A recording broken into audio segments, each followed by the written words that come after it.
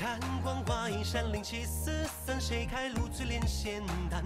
大道长生多艰险，电光闪，风卷残云霄闪电，天界有何难？浮云端，春花秋月过烟云，烟线般再别知何年？红颜白发见情难，心经满，淬火重生金丹炼，星河蓝纵横三界浩瀚，前尘尽散。江湖年少不痴狂，八十岁上，放肆笑一场。茶馆天生共40两，上路18掌，戏如痴如狂。天下谁人不是仙人道场？背起了我的行囊交往，远离故乡。外门弟子劈柴挑水匆忙，仙丹只能给万里长长，可只能给天一趟。天下谁人不是仙人道场？长生有大道苍苍茫茫，指向何方？披荆斩棘我被长风破浪，乘风我御剑我开天，雷鸣苍穹声震百里。天道我轮回张狂，天地墙，光华一闪灵气四散，谁开路淬炼仙丹？大道长生多艰险。电光闪，风卷残云霄闪电，天界有何难？浮云端，春花秋月过烟云，烟线泛再别知何年？红颜白发见情难。心经满，淬火重生金丹炼，星河蓝纵横三界浩瀚，前尘尽散。江湖年少不痴狂，80岁上，放肆笑一场。茶馆听说喜则大荒，先赴18掌，戏如痴如狂。天下谁人不是仙人道场？念符咒说尽广博阵芒，机关难当。内门弟子辛苦又能怎样？掌本修炼给资源正常，生门徒都遭殃。天下谁人不是仙人道场？长生有大道苍苍茫茫，坚定信仰。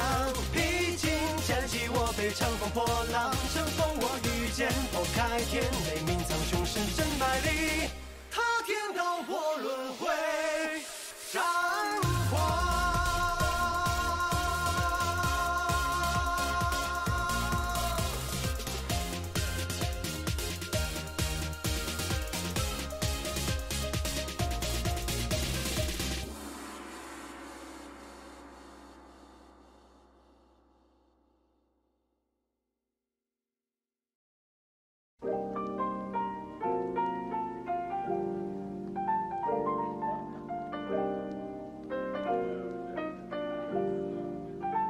Hello everyone, my name is Notepad Anon and I usually write games for fun, so what are we doing today? Well, today we're going to be doing what I like to call this. Welcome to my nightmare. Welcome to the wonderful world of Notepad Anon does preliminary work, because preliminary work is very important when it comes to TTRPGs, and you should always do it. So, what is this game? Well, this game is very simple. This game is, well, a lot of things. Quite a few things. Why do I still have this open? I should stop doing that. This game is Eclipse Judgment When Is Our End. It is a game that was actually it's actually a commission project, funnily enough. Is this the right commission sheet? Yes, this is the right commission sheet. So this is the commission sheet. Yeah, it's a high-powered Shanxia. Shanxia? I believe that's the correct term, Shanxia.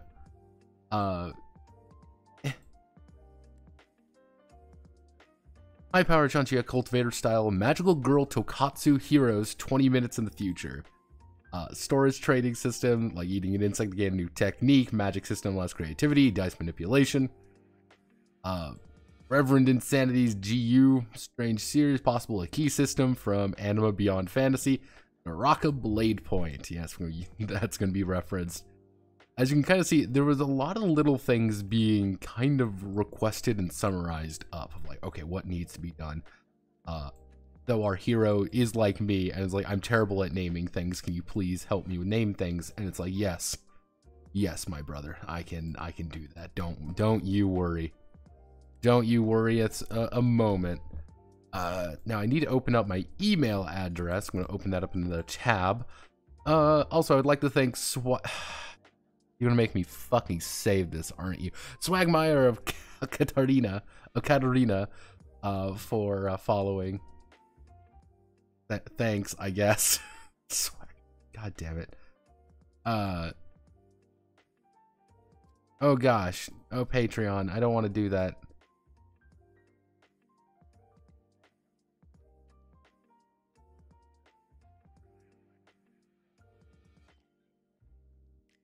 Wait a second. Wait a goddamn hippity bippity boopity boppity fucking minute. Did I get a... So here's my email. Yeah, love your reviews. Neon City Overdrive. It's Cyberpunk Quick Rules solo game. Thought you might find it interesting. I don't know who Trey G is, but fun fact about this actually, Neon City Overdrive is actually in a case file right now. I'm just building up the Cyberpunk case right now. Need like 1 or 2 more things to really summarize it up, but yeah. It's in there. Don't you worry, Mr. Trey. It's happening. It's happening. So we have right down here now. Terrible at names. Don't worry. Bitclo's player choice front examples made because I want to run into the Exalted Charm problem. This was kind of the big issue I was having of like all these little things kind of being. He was very imprecise, let's just say. He was very imprecise about what he wanted for powers or anything like that. So, using the power of a little bit of finagling, we're going to see what we can do with it. People are posting cringe. Why do people do that? Why do... No. Bad me. Yeah, so we kind of got some of the basics done. We already kind of know how things are going to go. But today is making it work, putting it all together to get a better idea. Also, I should go down here. Hello, Songs of the White Carnation. Goodbye, Song of the White Carnations. You are fun, but you are done now, and I no longer have to think about you. Except when somebody inevitably requests that I post the video for it, in which case I will have to be worrying about it. So...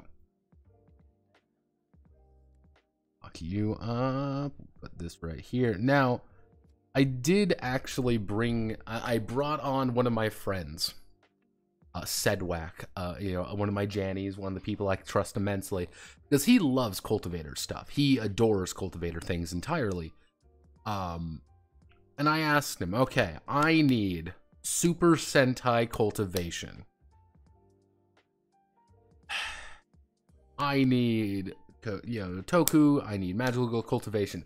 There was fucking nothing out there. Couldn't find jack shits. And as a question from Best Ironside, hey Nodi, what's your opinion on Fuda? You can clip this all you want. Not the biggest fan of Fuda. Not the biggest fan. Mostly because for some reason they always make them out to have the giant, massive, holy shit tier dicks.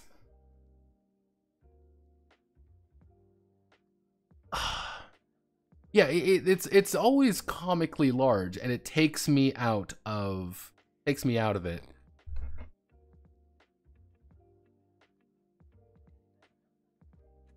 It takes me out of it. I can't get into it. Sorry.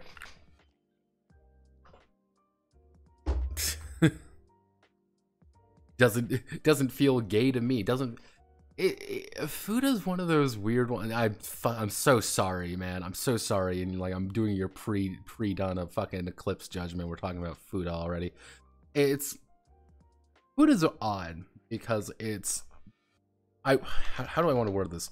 It's a cope. I think it's somewhat of a cope. I'm not gonna lie. I think it is. Well, I want my grills, but I also want a dick in there. It's like, just choose one already. And before you start getting into, oh, that argument, oh, that side of the argument, it usually ain't that. It's usually fucking magic. Usually fucking magic, or there's some kind of like, oh, sorry, I was just born with a comically large fucking penis or something. Every single fucking time. It's never the way that you're thinking of, so don't cancel me on that. Blame Japan. But, yes. This is what we have so far for Eclipse Judgment 1 is our end, which I'll probably just be referring to as Eclipse Judgment. So, he did say very clearly he wanted dice manipulation, was a big idea. So, dice manipulation is very key on that. So, yeah, and a magic system that allows creativity. So what I was thinking about was we use a 2d10 system, and our basic dice manipulation actually comes from the fact of either, how do I want to word this? Because 2d10 is pretty simple. I mean, for God's sakes, at the core of it, all it's going to be is, actually, okay, there. At the core of it, it's just going to be 2d10. You know, it's 2d10. You have a range of 2 to 20. However, interestingly enough, kind of mathematically, kind of like average, if we average things out, it's going to end up about 11, which is a lot more common. Because if you ever want to find the average of a dice, just half it and add 0.5. That's literally all you have to do.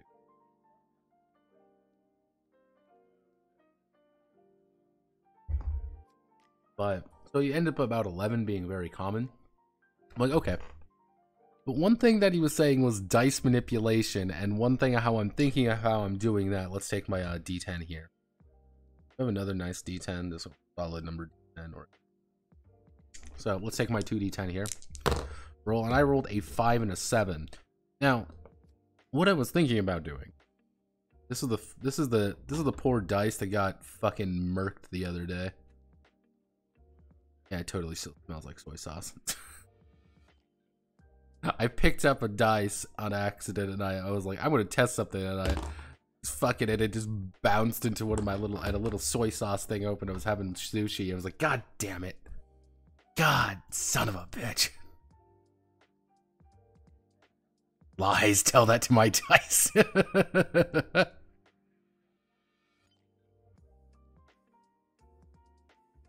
Their desk sounds kind of... My desk is a mess.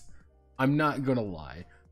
I mean, what I should do is I should take all of my dice over here, as you can kind of hear by that beautiful crunching noise,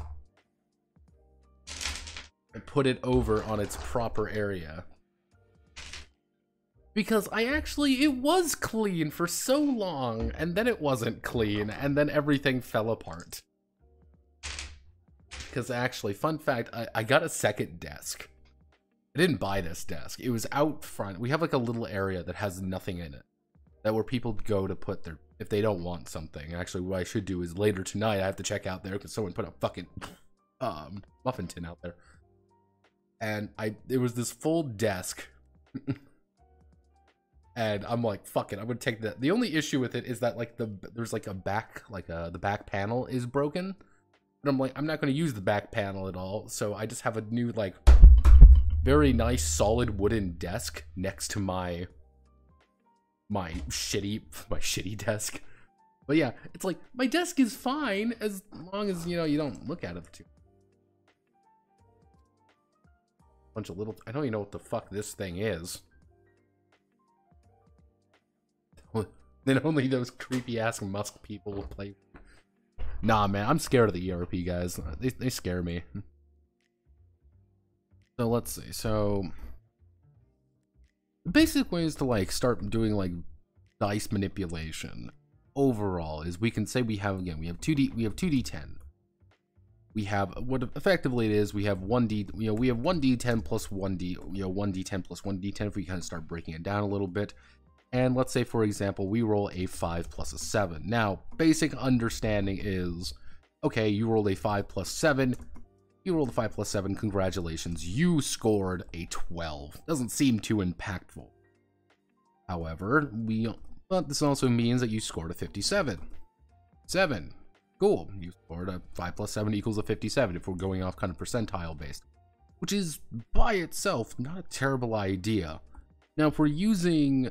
What we can actually do in some cases here is use a little bit of little bit of Delta Green, not Delta Green, the other one. I can see it in my noggin. It's right there. I can see it. Right fucking there. You know it's there. Not Urban Shadows. Not, Unknown Armies. That's it. I'm like, Urban Shadows. Where the fuck did that come from? Yeah, Unknown Armies. We can do some things there.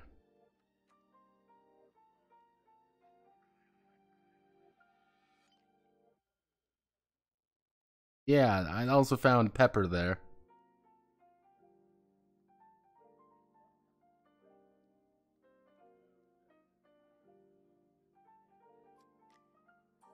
Never trust anyone from the ERP servers. They're scary people. But yeah, let's see. So let's make a decision right now. Do we want a raw 2D10 system versus a 1D100 system with some more swiggity swaggity, if you could say? Little bit more manipulation. 2D10 does make things simpler. The range is a lot easier. Is obviously the range is only 2 to 20. Is only 2 to 20. However, contrasting, a percentile is obviously 1 to 100, or technically 0 to 99 if you want to get really weird about it. I don't know. I hate the 0 to 99. It always feels weird to me. It's the exact same, but it just feels weird. Now, the D100 is actually pretty simple for like the basic dice manipulation, because again, let's say I roll 57, what I can do is, oh no, I can switch it around to 75. Pretty simple. That's a basic piece of dice manipulation.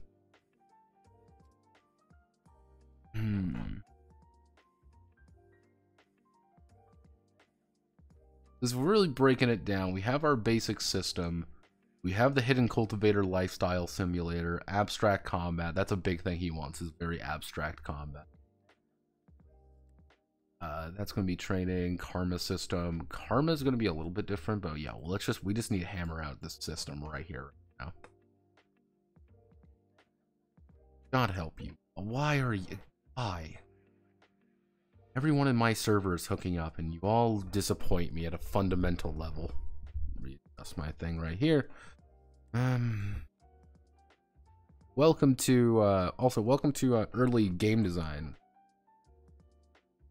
Welcome to Notepad Anon stares at a notepad document debating on dice.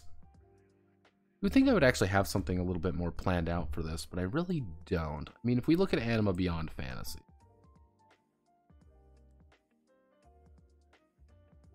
Anima Beyond Fantasy is 100 D100.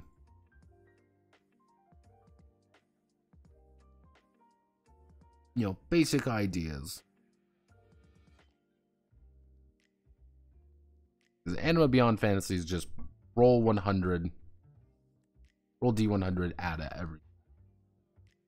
D100 additive could be interesting.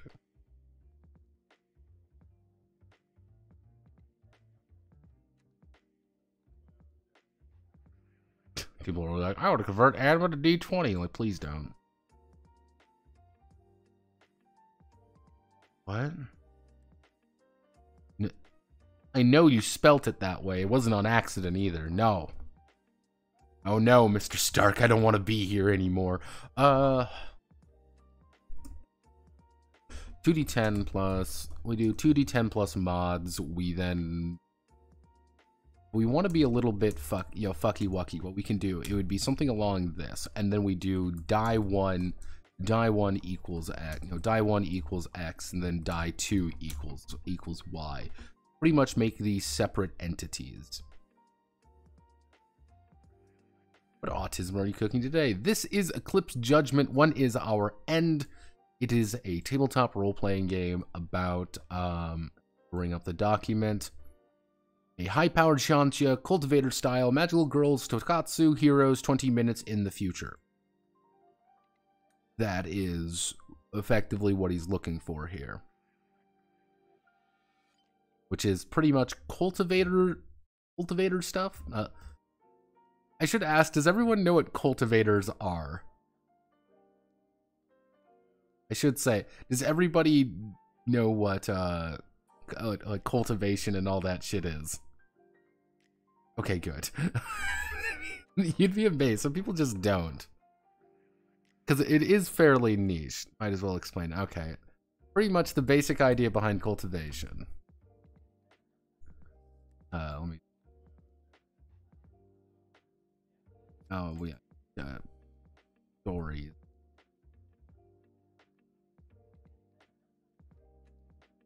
I can fucking spell today. There we go. Cultivation. Let me see if I can't find... We'll just bring this up. The basic concept behind cultivation is actually Taoist, is a little bit of Taoist internal alchemy. Sounds incredibly complicated, but it really isn't.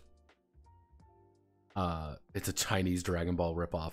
Other direction, Dragon Ball is that.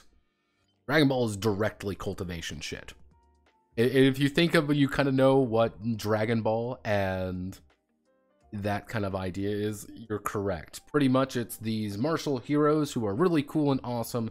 They train and they cultivate their inner strength, and congratulations, they have become strong and powerful, and they are allowed to do things. Recently, I would say in the last like about 10 years, about the last decade, which is weird to think when I say decade, I'm like thinking of like 2010, like 2002. It's actually 2012. It was a decade ago. Fuck.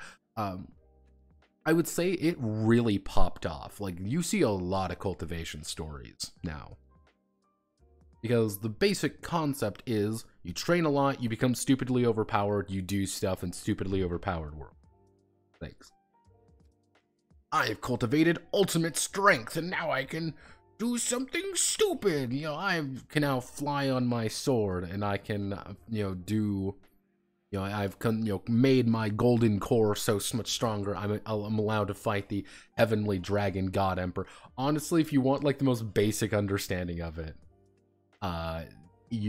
Seth's video is not a terrible place to start. It really isn't. Like, it sounds like a meme, but it really isn't, because he does explain it very well. But yes, cultivation is kind of a fascinating thing, because it's not a big thing here in the West. Like, at all. Like, there's quite a few of them that have been translated into English and stuff, but it's like not nearly as popular as it is in China. Like, China, that shit's everywhere. That shit's everywhere. It's insane. My friend loves cultivation stuff. He thinks it's really cool. Never really got too deep into cultivation stuff.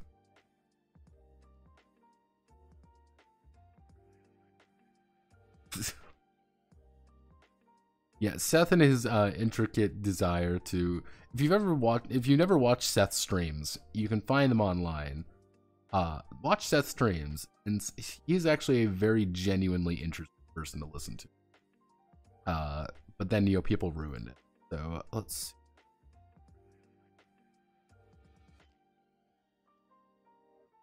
He got paid by DLive to make a bunch of streams. To stream on their platform. He played a bunch of weird games. He kind of did a bunch of odd things in general. That's where you have actually the immunology stream. Yeah, that's where you actually have the immunology stream.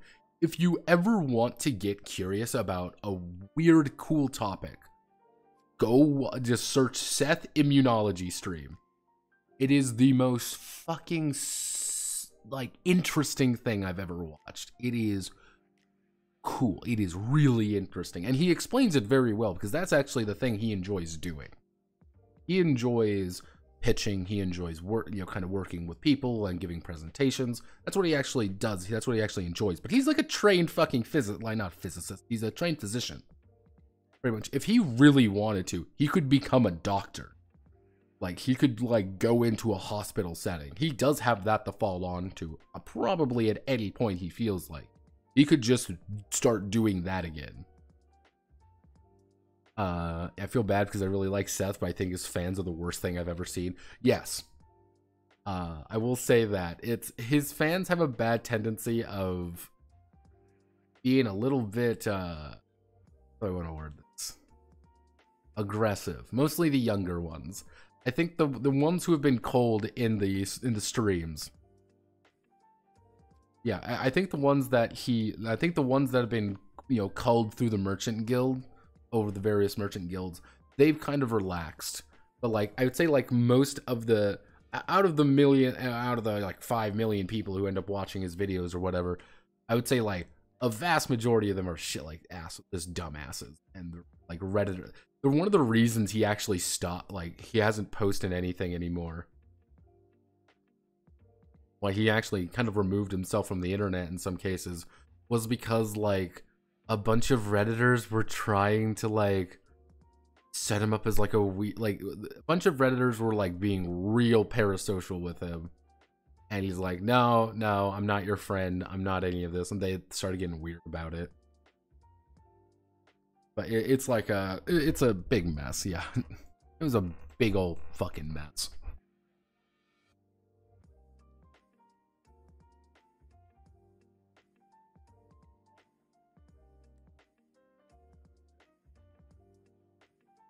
D100 system. We do 1D100 system rollover. Able to swap dice. Able to swap dice. Advantage.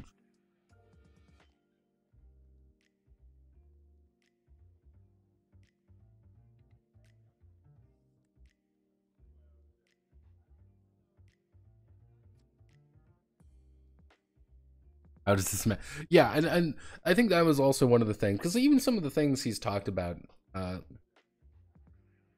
it's one of those things like if you he did kind of do the you know the 4chan persona a little bit early, and it's really funny actually if you watch some of his older videos versus the more recent one. There is a distinct shift, and the way that he talks about things are a lot different. I find that very interesting. When again, I would like to have, you know, Seth pay me money to write his ideal game. There we go.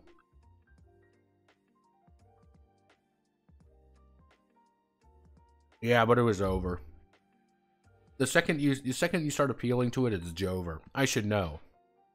Eventually allows them to add additional D10s too.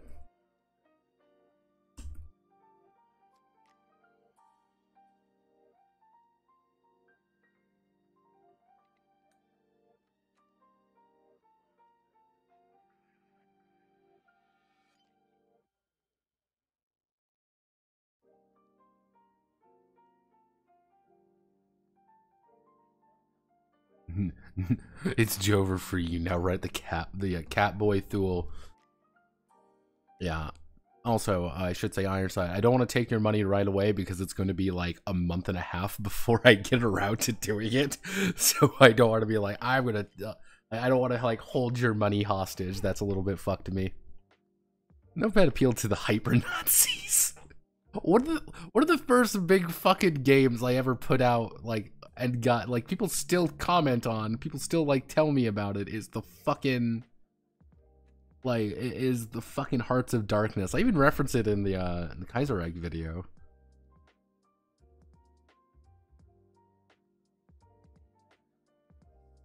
Always take 2.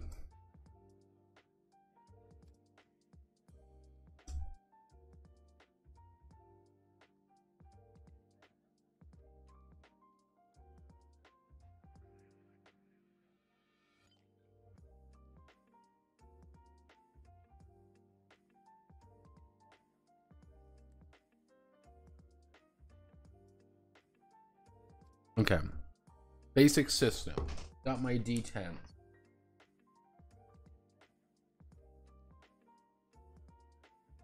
Okay. Basic system. Very simple. Take 2D10. You're gonna roll.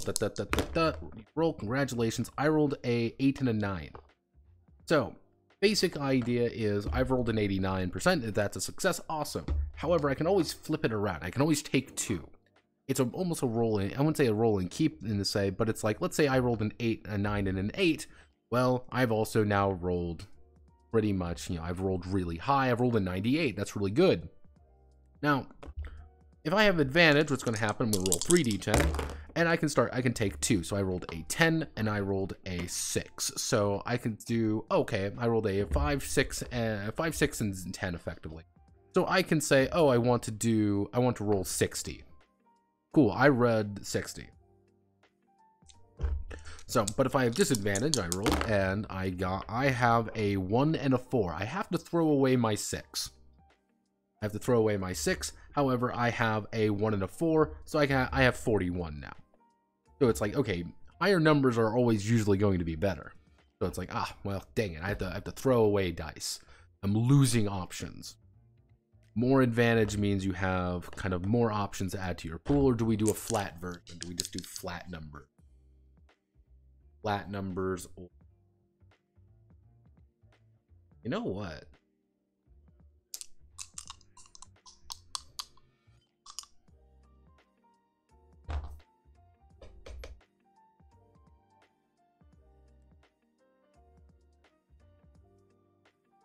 I might have an idea. And this is, of all fucking things, we're going to take a little bit from the Secret Histories RPG. Now, Secret Histories actually had a very interesting little mechanic in it. It was the idea of the regard. Now, the idea with the regard, I personally thought it was kind of a cool idea. Now, one of the core concepts is normally what you would be rolling in that game is 1d100, try to roll under. However, you could always drag one of the regard dice into your pool and sub out for one of your 10s. So let's say I rolled a 7 and a 9, I rolled a 97 or a 79. Oh wow. What I could do is take one of the dice from the regard and instead use that. So instead of rolling a d10, I might roll a d8, I might roll a d6, I might roll a d4, which seems, man, that sounds terrible. But you're able to swap things around. For, a d4 only has a 1 to 4, so we have a little bit of dice manipulation there. We base the entire game's mechanic around it, however. At its core, it's a 1d100 system rollover.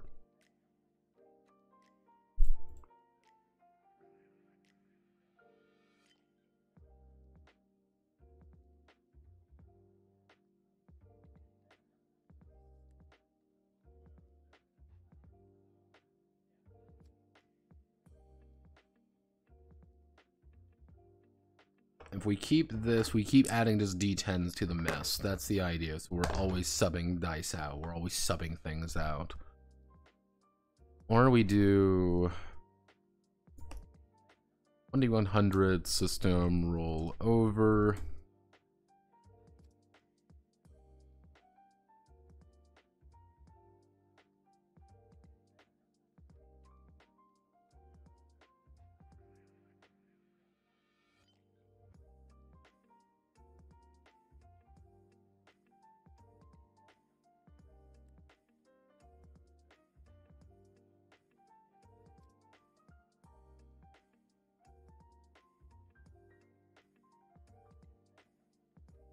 Actually, we can do that. So you're always going to roll 2d10 for a vast majority of your checks. However, if you have advantage, you're going to sub that out for a d12 instead.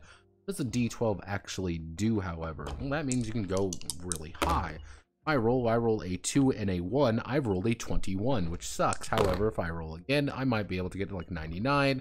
Or if I roll an 11, I've officially rolled. Let's say I roll an 11 and a 9. I technically have rolled 119.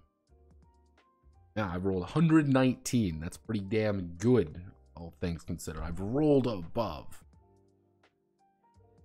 So if we go with the idea that 0, 0, 0, 100. So 10 and 0. 10's equals.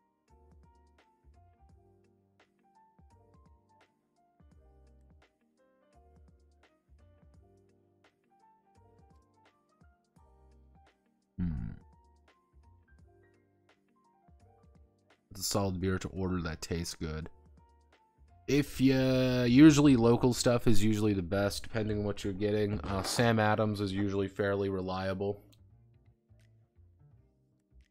Tonight we're actually drinking Oktoberfest Marzen, Comstock, Michigan. It's Bell's. That's what we're drinking tonight. I like this stuff. A little bit expensive, but good. Got a good flavor to it.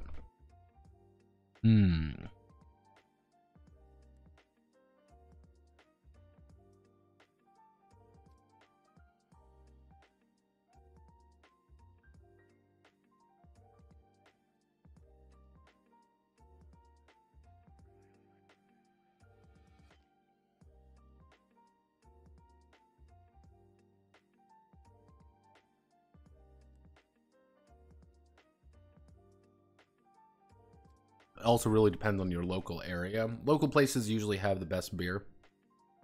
Just don't do like fucking Bud Light or some stupid shit like fucking. I hate Bud. It's like piss. So let's think about this real fast. I need to make a check. Cool, let's make a check. Doing game design while drunk. The noggin starts jogging better if I get some liquor in. If I get some beer in me. So I rolled a 42. A 2 and a 4 or 24 or 42. Cool. That's just one thing. We have advantage. Say we can swap out one of our dice for a D12 phone call.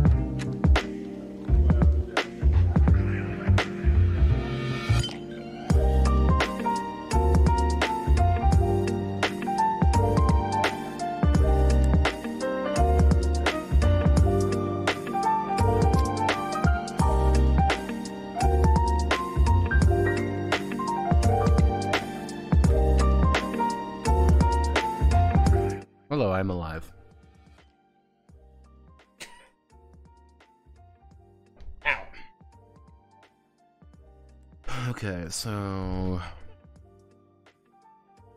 he wants dice manipulation. My God, we're gonna give him dice manipulation. Always roll 2 dice, but we go up and down. We cut this. It's just the idea of rolling higher or lower. With the idea being, again, we want the concept very early on that characters are...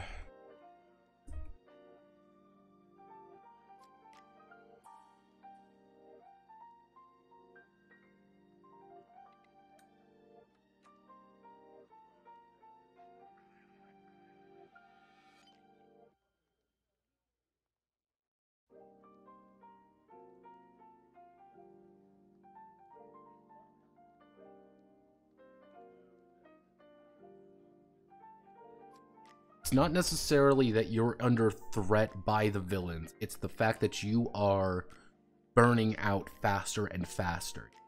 The train, you need to control this power inside of you.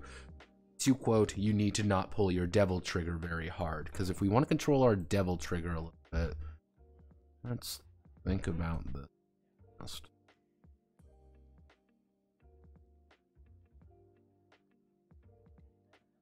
We either stick with D10s entirely, or we do this method. You're always going to roll 2 dice. If you have disadvantage, like if you have a pretty severe disadvantage, it's like, okay, cool. You have to roll. Your D100 check has been, reduced down to like fucking D6s. It's like, cool, I rolled a 41. Like, this sucks. Like, I can only roll so high. I can only roll a 66. I might not be able to succeed.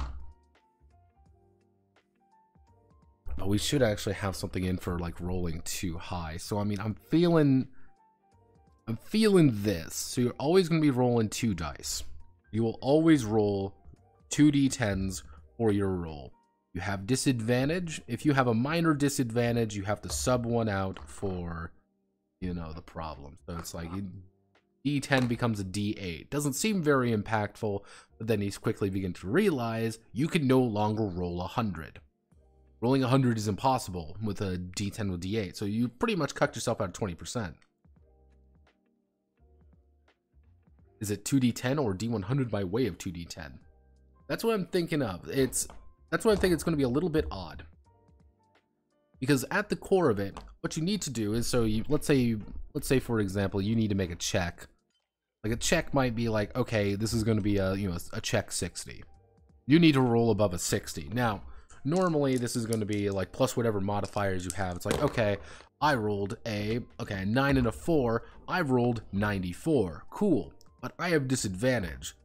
Something wrong has occurred, and now I have to, so I rolled D10 plus a D8.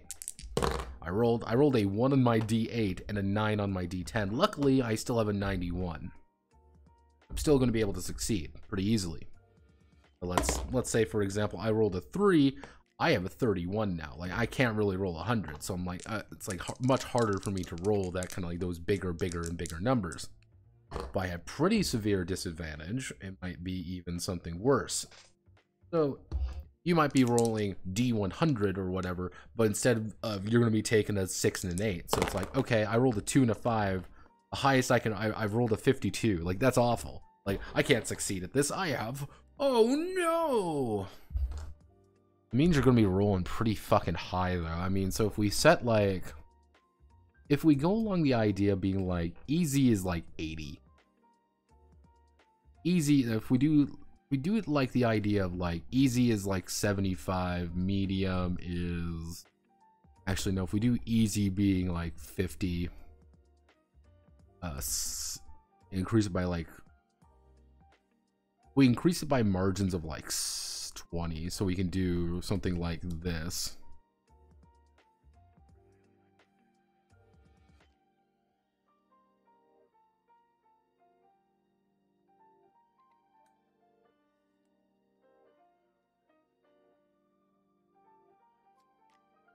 So it's like, okay, you need to roll a D100 plus your modifiers, and your modifiers may be only augmenting smaller. I guess we can do this, like augmenting dice, which are pretty much can be something like along the lines of like tens, which are pretty valuable.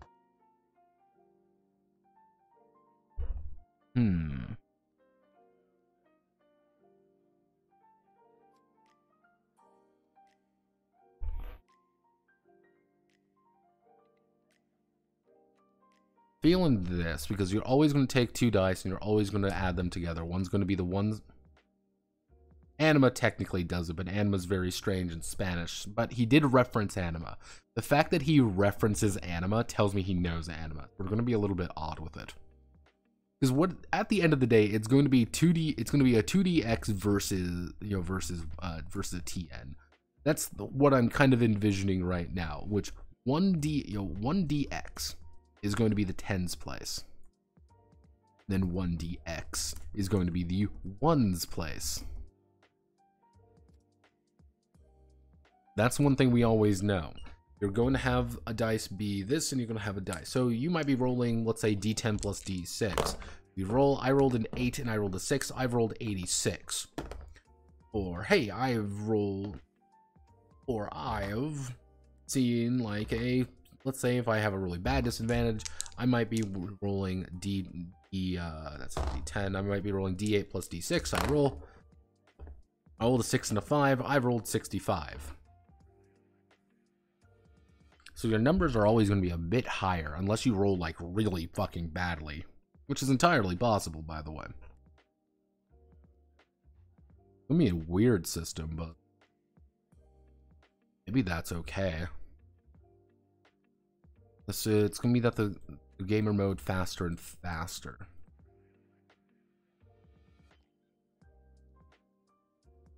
So what we could do is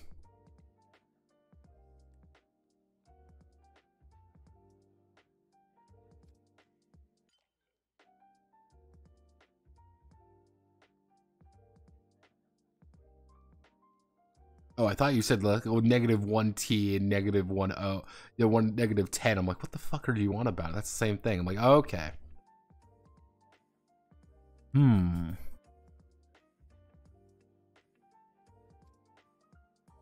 That could be useful for that. Like, how do I want to? Again, it's one of those things. Like right now, this seems like a very interesting gimmick system, but I don't know if I could how to do it in a more grandiose way. So. Better dice.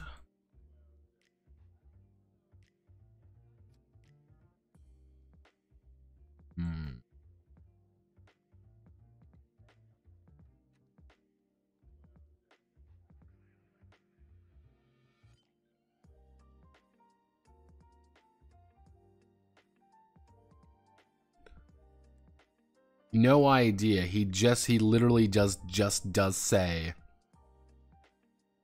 1D1 HUD. He like I would like to have a dice resolution system of some kind that is not 2D6 and includes dice manipulation. An example would be D100, but being there to alter the 10s and 1s position with different effects. That's what I'm thinking. Like if we just go a little bit weird with it. I mean, if we say the swap by its nature, the swap by its nature is a effect. So it'd be, we have a 10's dice, we have a 1's dice. So in effect might be, you can, do +1 up. If we do +1 up, that D10 becomes a D12. However, our 1 still remains the same. However, if we have a -10, our brings down, so I'm rolling D12 plus 6 or whatever. Or we go back to our original concept.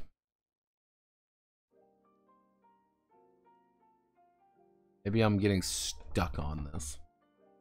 I'm going down a particular angle, but nothing else.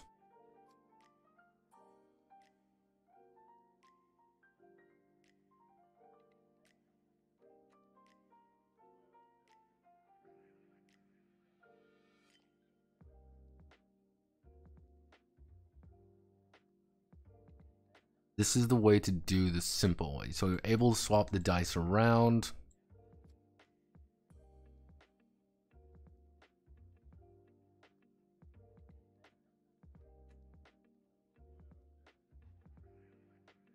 Yeah, that's what I was thinking about, like, where 2D10 where you swap the 10s in one place by spending a resource. That's what I was thinking, like, you have to kind of burn resource, like, not necessarily burn a resource, but you're gaining a resource you don't really want to gain. Because he does reference, let me see,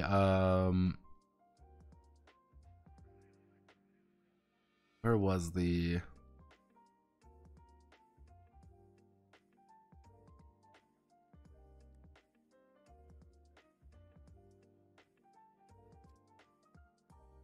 Yeah, possibly similar to the infection rate seen in Double Cross.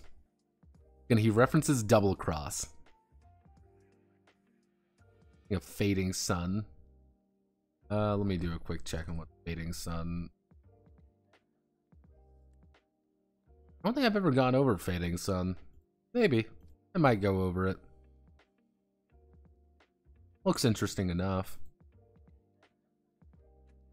There are some games that I'm like, this seems really interesting. I just have zero idea where to fucking put it. Because like tomorrow we have the generic case. Which the generic case does sound kind of like, well, that sounds really boring. But like, it does actually offer some interesting notes. Simply because generic games are interesting. I've also been here for an hour and gotten nothing done. You've gone back to square one.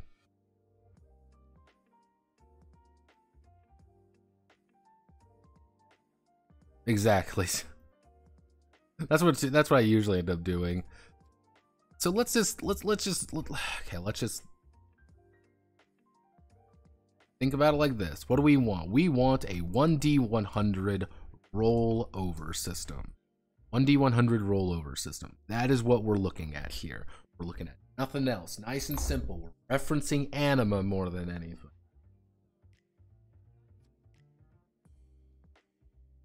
Anima without the bullshit.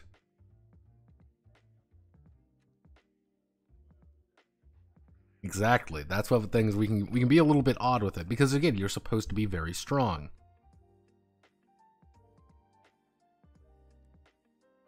People like rolling big numbers.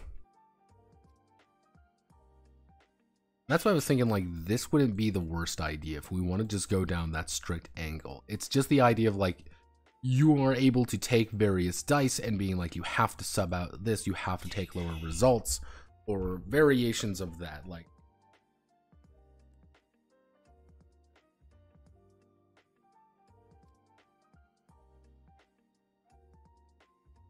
I am beyond human comprehension. My internal alchemy letting me roll 1d14 for each die. See, if I wanted to be real cursed, what I would do is something even worse.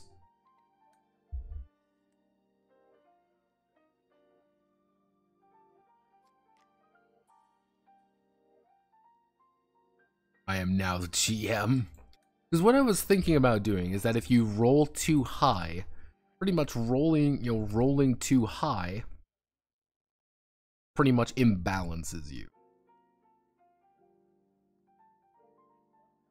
Pretty much with the issue being like you are, because one of the big things you kind of see down there, it's this constant balance. You know, it's a constant balance between humanity versus being a cultivator.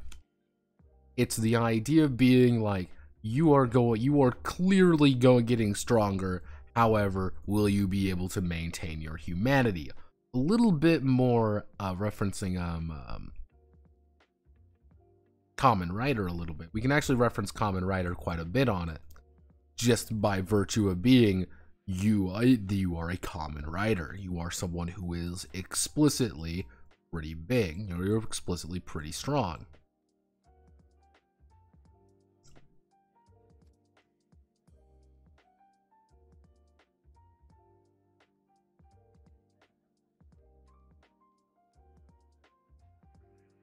Well, technically, there is a system that does deal with balance quite a bit.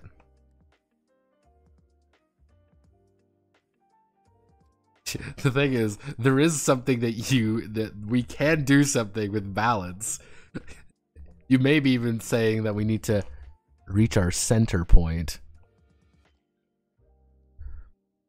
What we could do is something along the, if we want to be really esoteric bullshit. I'm not going to do this, but just be some esoteric bullshit. We could do along the idea of being like, it's kind of like your success margins are more along the idea. It's more along the idea of doing something like this. So it's more along this set of concepts. So it's like you need to roll between 45 and 55 for like an absolute, like, pretty fucking hard check. Doesn't seem very hard, but it's like, yeah, you have to roll effectively a 5% like you have a 10% chance of succeeding at a weird angle for it. So it's like, okay, I rolled a 7, a 0 and a 7. Fuck, what do I do with this? I'm not doing well, but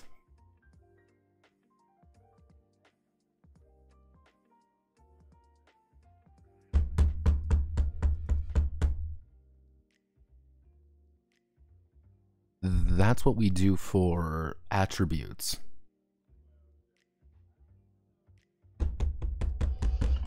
That's what we do for attributes. Because attributes are going to augment the dice. The higher your attributes, the more ticks on a dice you can do. That's what makes the D10 so valuable. Yeah, you can swap around your dice all you want. You rolled 2D10, you got a 63. That's pretty good. You're like, cool, but I'm already off. I don't want to augment my 10s dice too much, because if I augment my 10s die going up and down too much, I might fuck it up. However, I might augment just my 3 dice down a bit.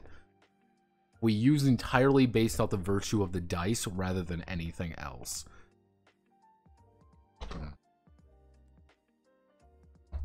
Okay, let's ask the first question. First honest to God question. Oh God, it's in my head now. Okay, so let's hour of me sitting around, of me thinking about it.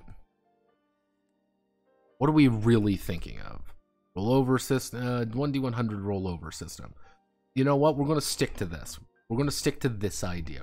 1D100 rollover system. Now, question. We'll do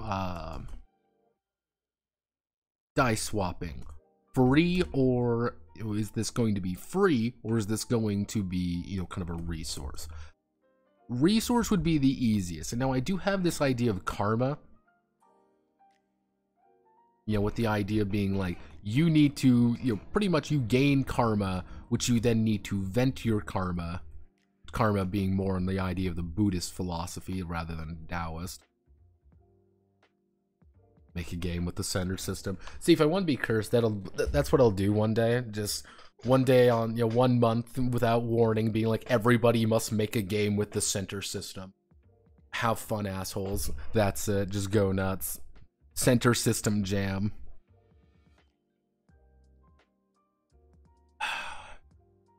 Karma then vents karma. We use the idea of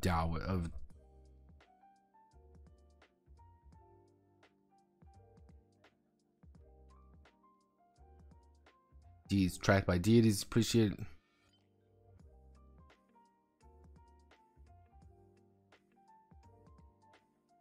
Karma doctrine, 3 stages.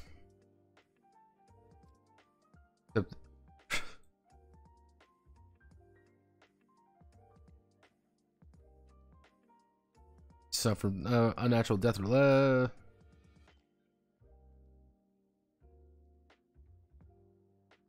Bad karma. Does karma... Theory of karma proves the action. Karma is not only receive and reap consequence of their past karma. Together they are initiate, evaluate, judge, and give delivered consequence karma to others. Karma is a theory that explains some evils, not all. Moral evil versus natural evil.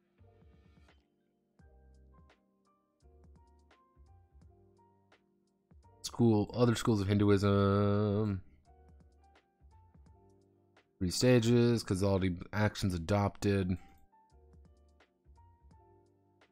If we use the idea, you can shift your, black filth really attaching, is the black filth attaching to your soul? You can shift your dice and gain karma. Because that was actually one idea. Okay, you know what? Because what I was thinking about doing, because you have the idea of, like, you need to balance your humanity versus cultivation, is you're getting stronger. And you like the idea of being like, you get stronger by pushing yourself further.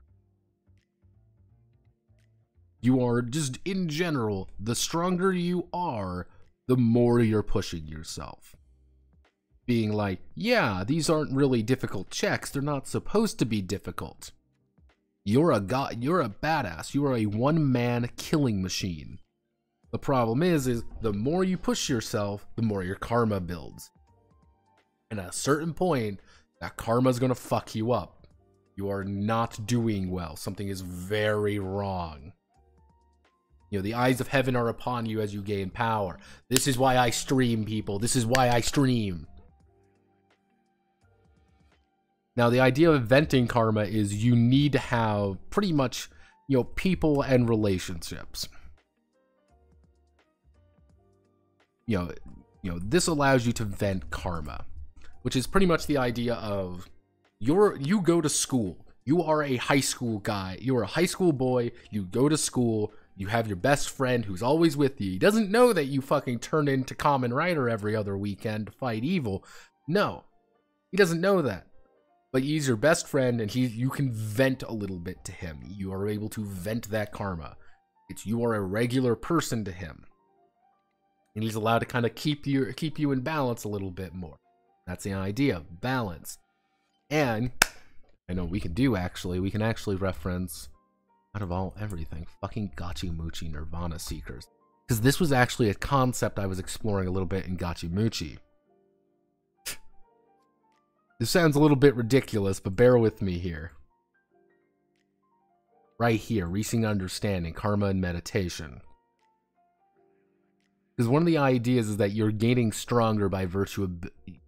Anytime you do something, you're going to get karma. If you reach 109 karma, you're going to become an evil. You're going to become a devil. And that's the worst fate you physically can endure. Becoming a devil are twisted by your own power. But everything you do gains you karma. Everything you don't do gains you karma. Anytime you become more connected to the world, you gain karma. Pretty much anytime you're building up, you build up power, you build up strength, you become stronger and stronger and stronger and stronger and stronger and stronger. You're going to really need to actually kind of balance that out a little bit more. Because the big thing about Gachimuchi Nirvana Seekers is that's one of the big things you're actually fighting for, is time to vent your karma.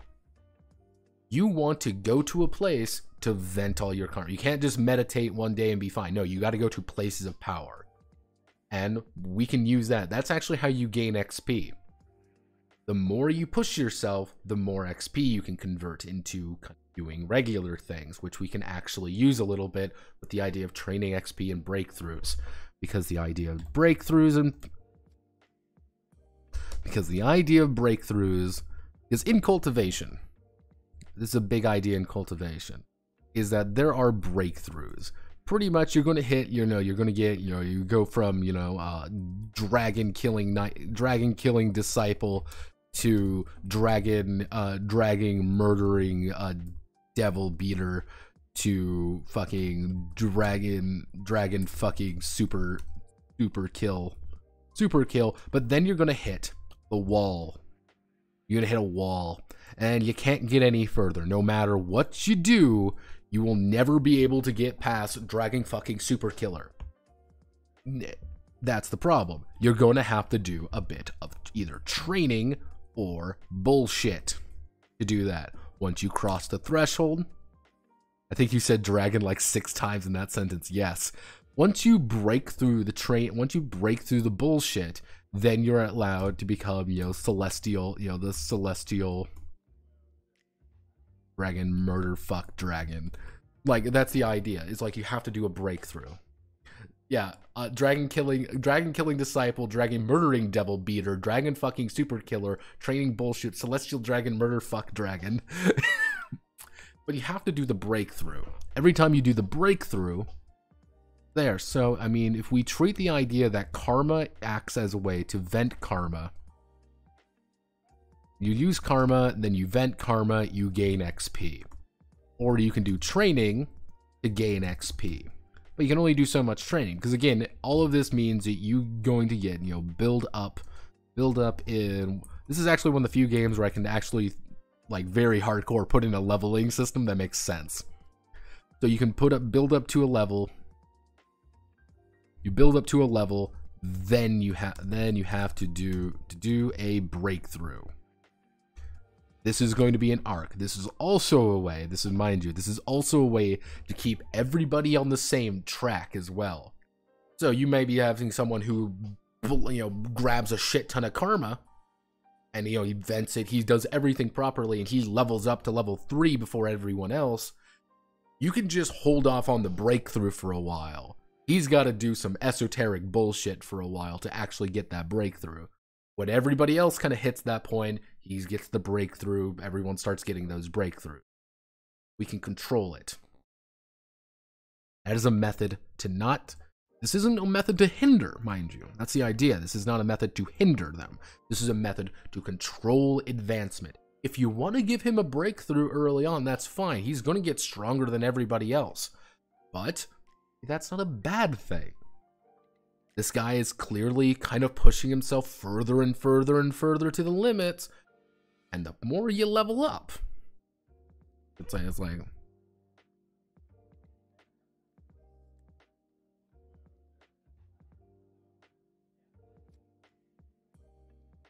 you know, pretty much the more you level up, the harder things are going to be. Level like 1 to 3 is you're a pretty normal person with just superpowers. You are on your first few steps. You are the rookie, your common rider, right? When he starts to transform, he kind of knows how to fight. He kind of doesn't know how to fight. He doesn't quite know what's going on, but he can do it. You know, level 4 through, you know, level 4, level 4 and 5 are kind of like you're starting to kind of get a little bit more used to it. You know, that you need some more esoteric weird training. You hit 6 and 7, and then it starts becoming a lot stranger, and then you hit 9, 8, and 9, and then you hit 10, which 10 is you've hit the final stage. This is it.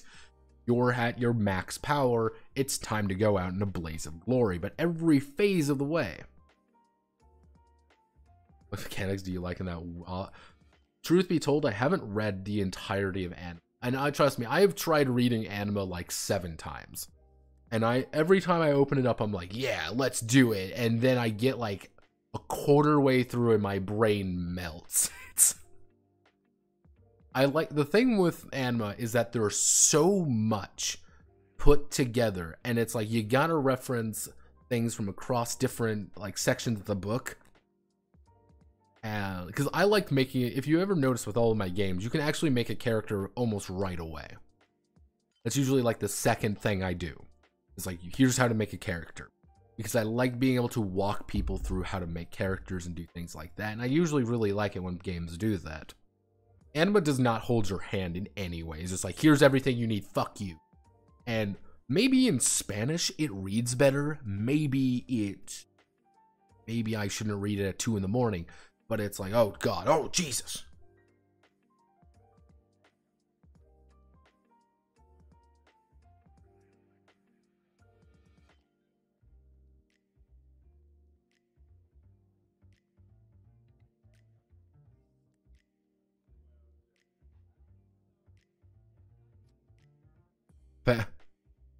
I find that making a character is incredibly easy. Wait, should be incredibly easy. Yeah. Yeah, I think like sometimes though, like we're gonna go over one game tomorrow, which is Mora. We're gonna talk about Mora a little bit tomorrow. Mora is a very interesting game in that regard, and I like the ideas behind Mora. I do not like Mora though, because it's very weird in how it wants you to build characters, and I really hate it. I really hate how they do it, because it pretty much forces you, if you want to make a very certain character, you have to go to pretty much almost over halfway through the book to read a completely different section. Then you have to go back, and then you have to reread another section to understand what they're talking about. It's really weird why they do that. What you consider to be the proper average time it should take. Here's the thing with character creation. Here's the thing with character creation in general. Just adjust myself here. character creation should be, it can be any length of time as long as there's two things considered. One, how deadly is combat? How likely am I to lose this character? If it takes half an hour at like a good pace,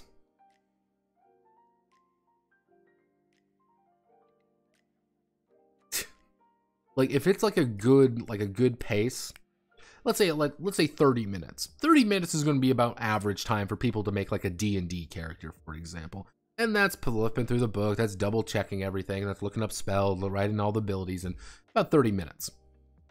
And if I die in the first fucking combat encounter, I'm going to be little annoyed. If it takes me 5 minutes to make a character, you can kill me immediately. It takes longer for me to die in combat instantaneously than to make a character. Rifts, for example, Rifts takes for fucking ever to make a character unless you really know what you're doing. I timed myself making Rifts characters.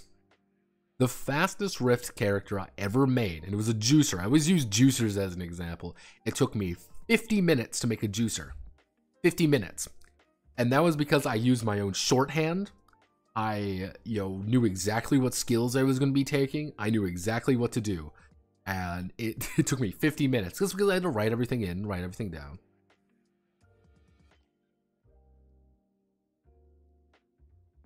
I'm not necessarily like, here's the thing, like, you're like, for Undying Metal really didn't take me long to make a character. It took me about 10 minutes. And that was because I misread something. Like, that's fine. And it's like, if you really already know how to play, then that's going to be a lot shorter. Really, get somebody who knows the system and then have this time them making a character. Not you. You know how to make a character instantaneously. They might not know the character instantaneously. That's kind of what I usually say. It always is good to have other people reference.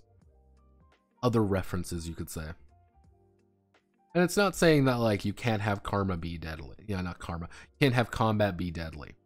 That's very different.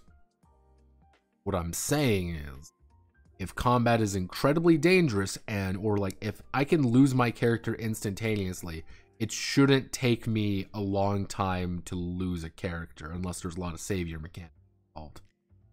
Because it's like, nobody wants to spend an hour making a character and then immediately lose them. Nobody wants that. That doesn't feel good.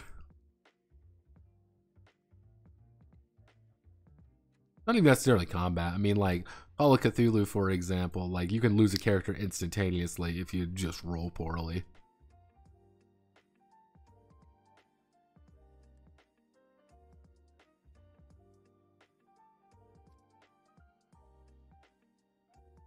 Don't ask how deadly combat should be. That's the wrong question.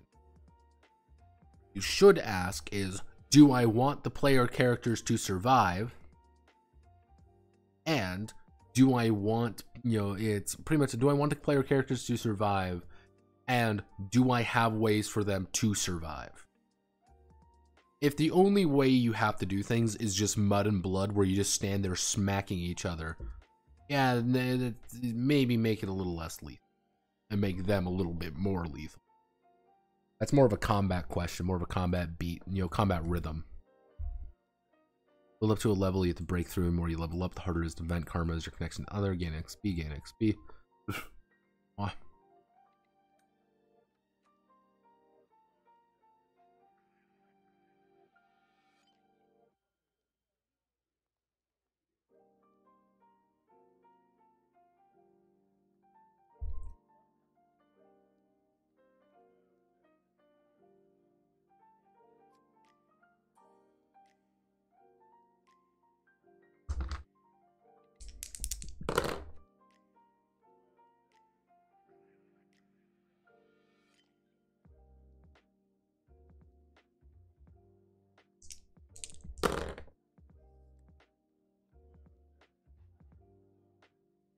Roll an 8 or an 80. Okay. So, not necessarily, I shouldn't really be thinking like this, but more like, not necessarily thinking like this, but more like, pretty much I think these are good numbers because it's like, okay, make me make me a pretty human check, which is like, okay, 93, and I rolled, it's like, okay, how do I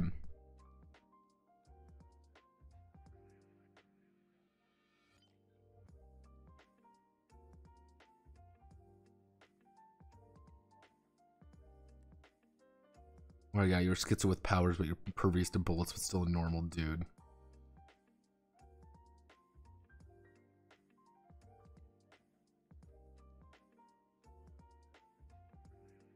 I would say anytime anybody says combat is a last resort, you need to make it the last resort.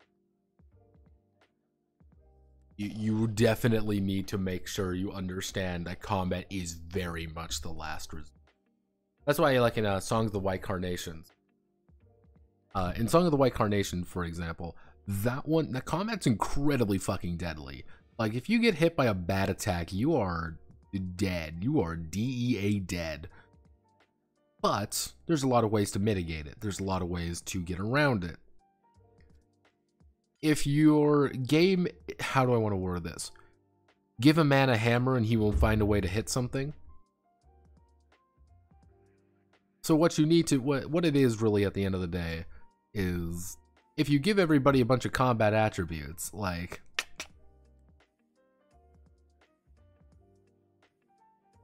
yeah, it's one of the, there was one game, I can't remember the name of it, but it was like, oh, well, combat is, combat's not important, it's a secondary thing, but there was like, half the game was combat. And I'm like, I'm getting mixed signals here.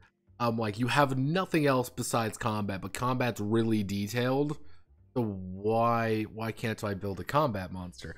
That's actually one of the big reasons why in the, in Tomorrow's case, actually, I made a character who is explicitly very good at combat, but is not one to do combat. That was the joke. Smash Lockjaw is part of a children's show, so Smash Lockjaw has to be the friendliest child at friendliest guy in the world, and he shouldn't be able to do combat. He shouldn't be very good. He's good at combat because nobody else is good. That's his gimmick. Like, okay, how do I do this? And fun fact, out of all the games we're going over tomorrow, almost none of them succeed at making Smash Lockjaw well.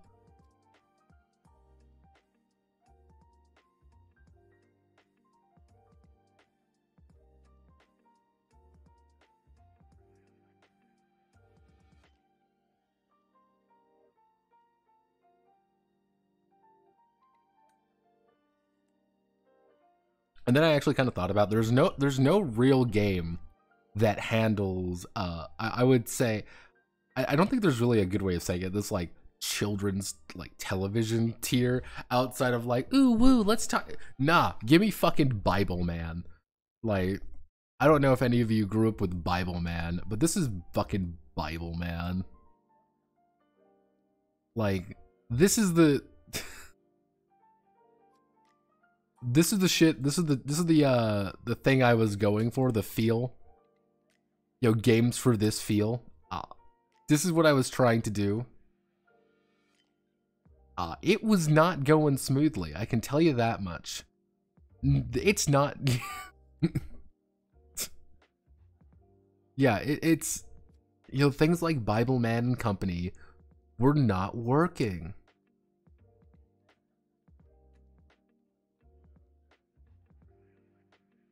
I find that very fascinating. It just wasn't, it was, these games are not designed for it, and I find it very funny for that. Because if you say you're a generic system, by God, you're gonna do it. I'm gonna break you.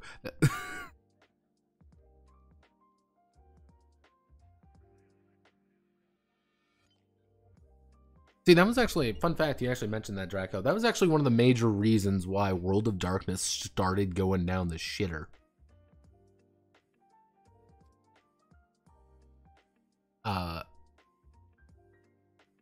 Like one of the issues with World of Darkness near the end of its original life cycle was that it had to start appealing to, I would say, the D&D crowd, because they were the ones buying the books. So you got more like armory adjustments, it's like more combat options. Things definitely shifted in a different direction, rather than what its strengths were. No, but this raises more question of why you wanted to run Bible Man. Fun fact, pretty much when I was making Smash Lockjaw, the original idea behind Smash Lockjaw was that he was going to be Duke Nukem. And that was the joke. He was going to be Duke Nukem. The problem is, I couldn't... The first game I went over, it was Era, actually. The first game I went over said like, oh, well, you have to have lores and knowledge and all these different things. And I wrote down, almost completely randomly, reading Rainbow's Strongest Soldier. I don't know why I wrote it down, but reading Rainbow's Strongest Soldier was written down, and it was over. Smash Lockjaw became a character on a children's TV show. The former villain reformed in the introduction movie, and he's there to help the book crew beat the evil wizard who wants to steal all the knowledge and books of the world. That's how he came to be. Thus, Smash Lockjaw is the coolest guy you know.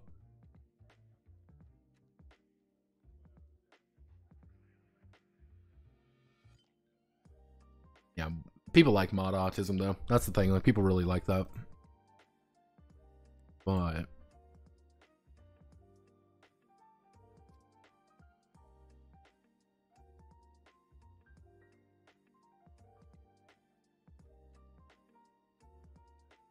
technically a percentile system.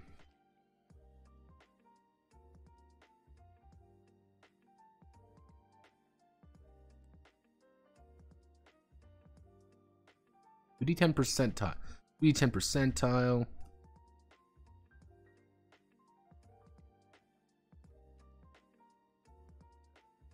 We can freely swap the two dice. We're actually making some progress on this. We've referenced Anima. We're going to go on with Anima a little.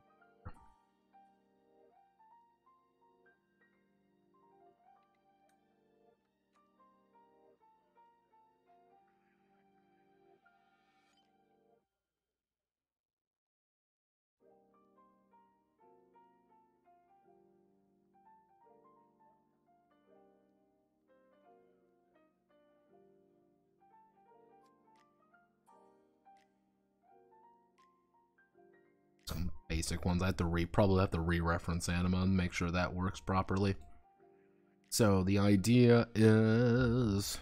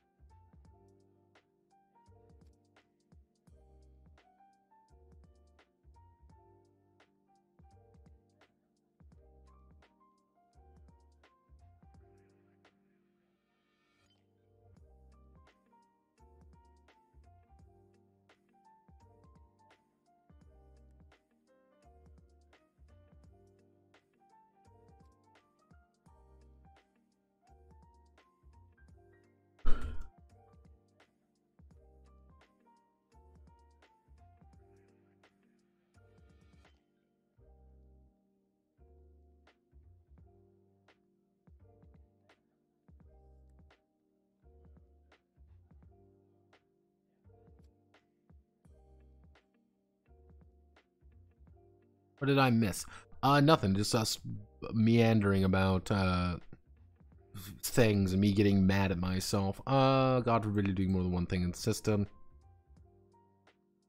I like the idea of the combat being a thing that's awful to get into as a regular person, but then you get into the point of being a sick cyborg dude and ripping someone's head off and just greeting.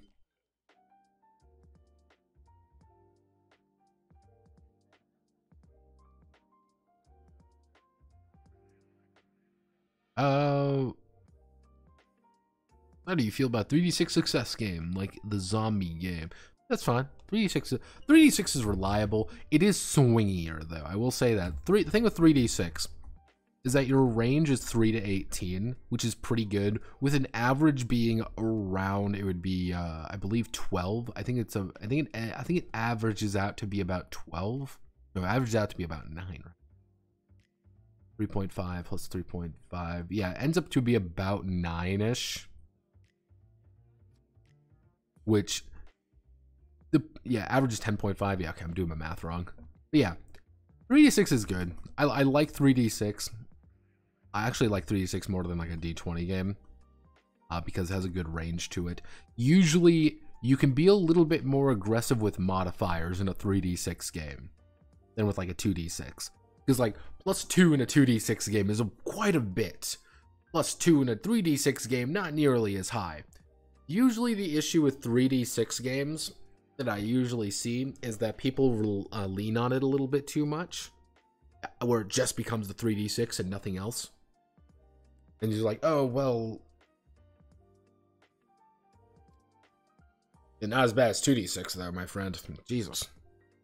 You can get away with like a +3 in a 3d6 game. You can't get away with a +3 in a 2d6.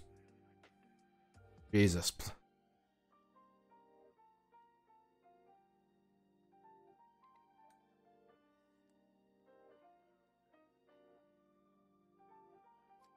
Yeah, like, you can get away with it a lot easier with 3d6. Not near, like, 2d6. Ooh, that's bad.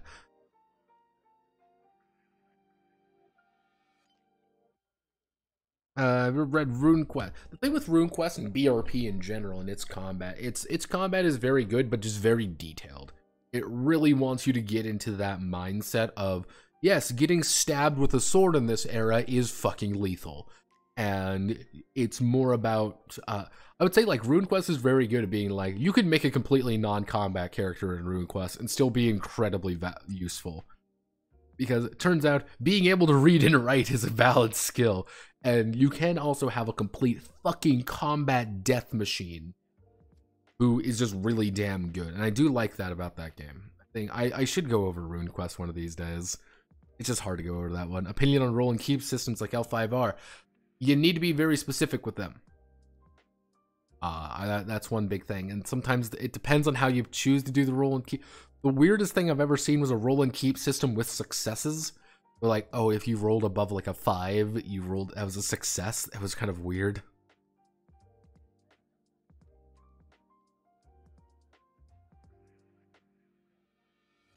Like, I like roll and keep. Brings a nice thing. It brings a nice beat to things. Characters isn't really growing this out by adjusting down. Because if we go with the idea, like, let's think about with like attributes, we can really think about. If we keep things simple with attributes, like let's just do our basic body, mind, soul.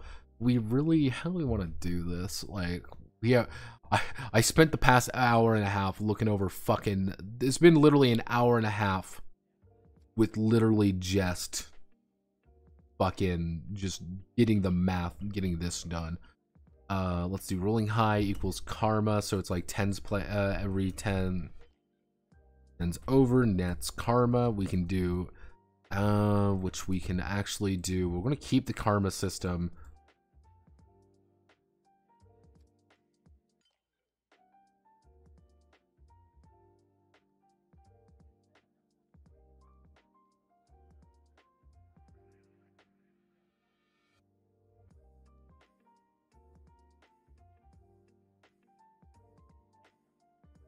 You can say that karma is your main XP. Training XP is different. We can do training XP.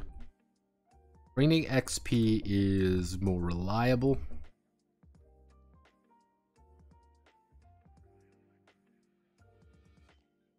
Actually, fire karma, vent karma, then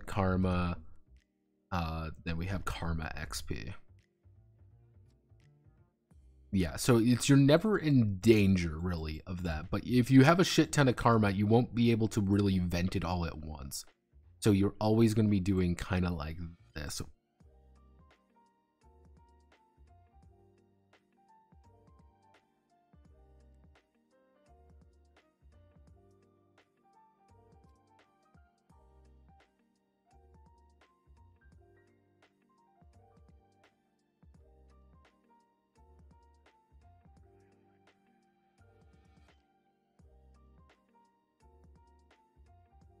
need to fix this. This looks terrible. Hidden Cultivator Lifestyle Simulator. So we want to do the idea of experience 10 levels of power. Every odd level requires a breakthrough. XP training XP is safer. Karma is ranked at Karma XP. However, Karma is ranked out of 108. You go over it and you're fucked. You have this constant balance of vanity versus cultivation. Which we adjust this section to a little bit nicer. We do something like this.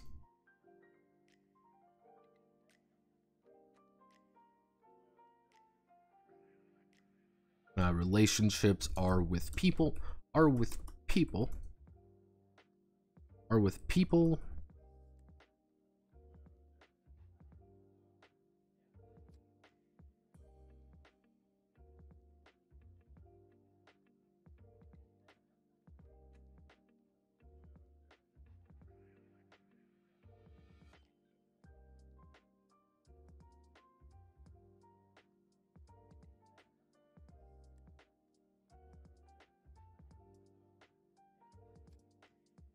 There we go.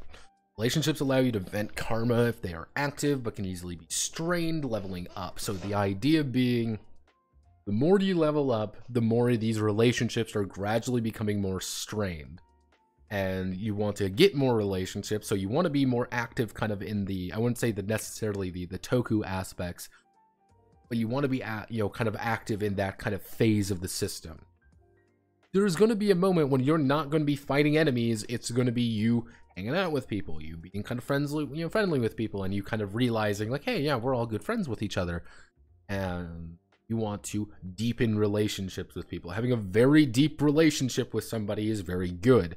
Oh no, Kurumi-chan, I love Kurumi-chan, and I am going to do everything in my power to protect her. However, deeper relationships also can net you deeper karma, simply because you've strained them. Cultivation is very math autistic, yes. If you boost your 10s die to D12, you're guaranteed triple digits. 36 are hard failure, negative success, neutral success. That's sounding awfully familiar. Yeah, that's a set, like... something like that. Roll the key works well.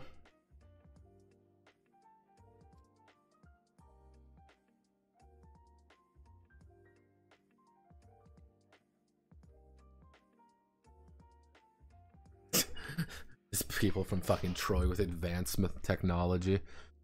Damn, Odin. With event karma, they are active, strained by leveling.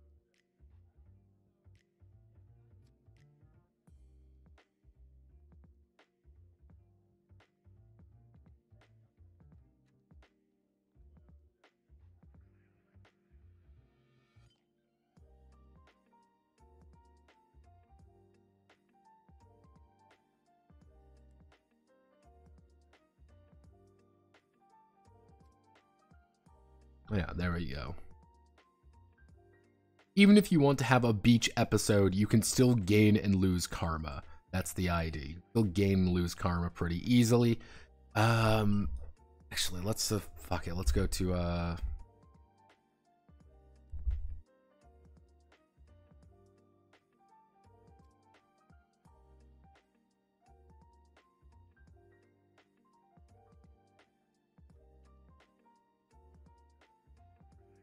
Amazing Cultivation Simulator.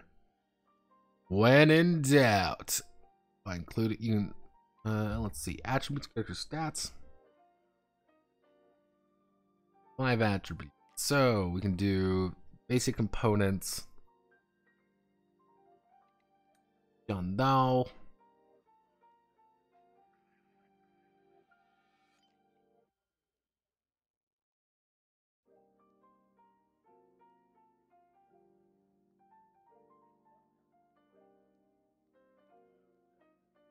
if we take these as like, I mean, let's do cultivation stats. Tell me more about cultivation, Chinese cultivation stats. There's gotta be some fucking, not agriculture of China, cultivation story. Actually be a Shanxia. There's gotta be NFT, Shanxia China stat. Oh, finally. Don't worry, everybody. We can buy NFTs of Shanxia.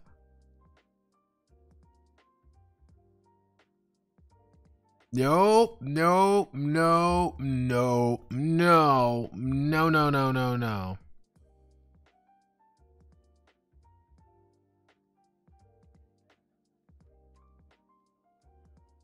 Could a character get back? Yeah, that's how I would kind of visit it. Kind of like, the best way I'm going to kind of like try to interpret karma is you build karma by just doing things that are kind of building your power up, or being very strong, or kind of being alone, because it's kind of like that internal power is building inside of you. If you're actively venting karma with your friends, if you have those deeper relationships, pretty much if you're friends with people, then you're not going to really have to worry about it. It could go to 0 pretty easily. It's just that it's very easy to gain. And it's like, you're going to keep gaining that karma so easily. And that's why it's like, at later levels, it's becoming super fucking hard. Because you're going to be a fucking weirdo to most people. Like, you're going to be kind of you're going to really struggle at certain points, because like, you're going to be so far beyond certain people that it's kind of hard to connect with you at a kind of like any deeper method. Because like, yeah, I'm a guy who I can split mountains in half. You know, like, I am this person who can instant teleport almost. But you want me to give a shit about your love life? No, like, sorry, I don't really care. It's kind of hard to give a shit.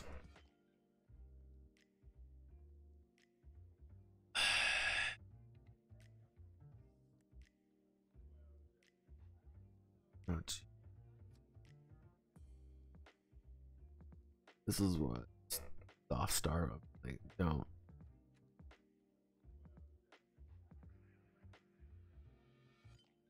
This is a cultivation thing. I remember this. This is the Shanxia Immortality. This is Soft Star, Chinese Paladin, Zhanwan Sword. This is actually a very specific thing, you know, sword series. It's this one. Taiwanese role-playing games. Technically, this is the most recent one, if I can fucking speak. So, like, out of anything, I guess this is the time to reference it. I mean,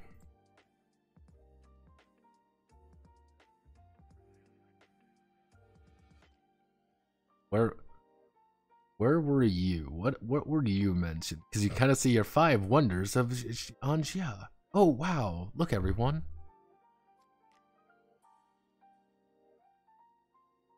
The demon realm. Oh no. Chinese Paladin. Okay, so this was Chinese Paladin Sword and Fairy series. The theme of the game is forgiveness. 1995 was the first one. Chinese Paladin Sword and Fairy 7. Cool. Can we even let's Google Chinese Paladin Sword and Fairy 7. I could buy the game right now. Play Chinese Paladin Sword and Fairy 7. It's only $30, everybody. $30 and we can play.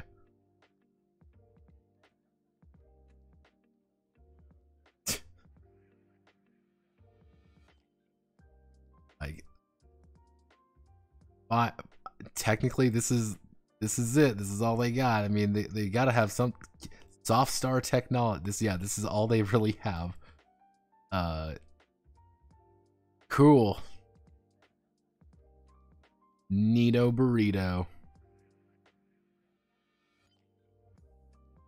Learn about Sword and fucking Fairy 7 if you... What's this one? Oh, now I'm getting curious. There's another Steam page. Play Sword and Fairy 6. Softstar Technology.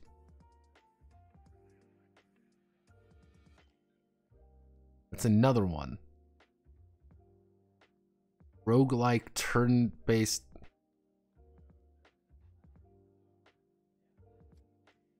Sorry, everybody. I'm getting fascinated now.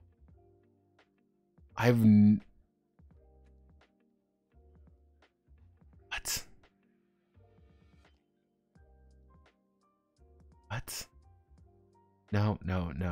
Bad me. We are not looking at this. Go away, me. Sorry.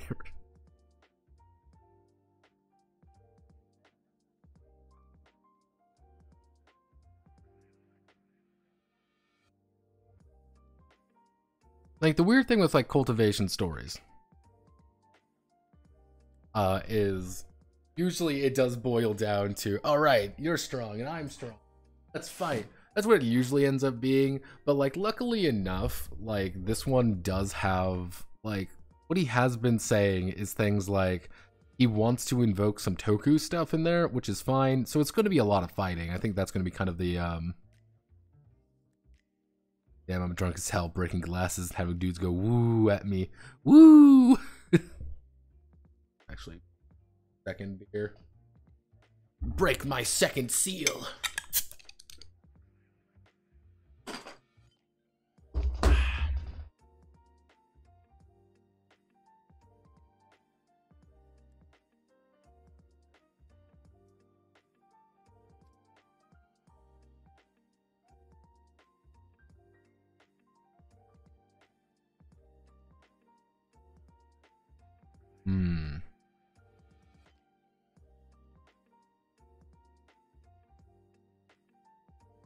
I mean, if we use these as the basic 5 attributes, what we're looking.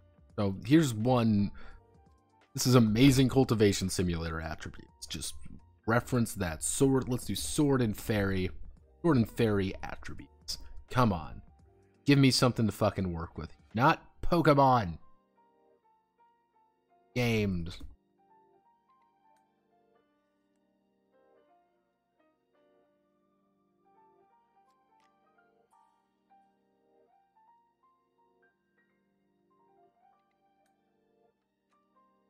I want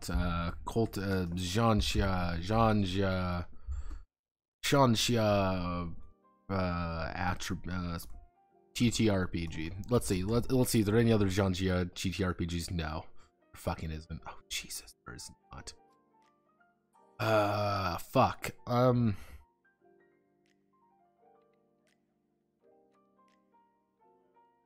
See.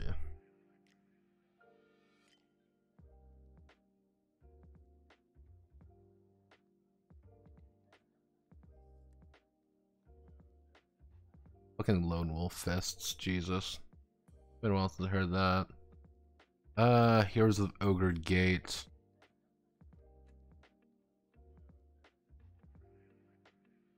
Fucking hero. Fucking using hero system for it. I mean, Gachi Muchi Nirvana Seekers, what stats do you have? Agility, health, intelligence, perception, soul, strength, willpower, wit. Yeah, because this one also had things like muscle mass in it. I mean,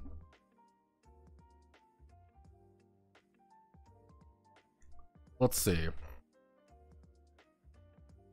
If we take this, we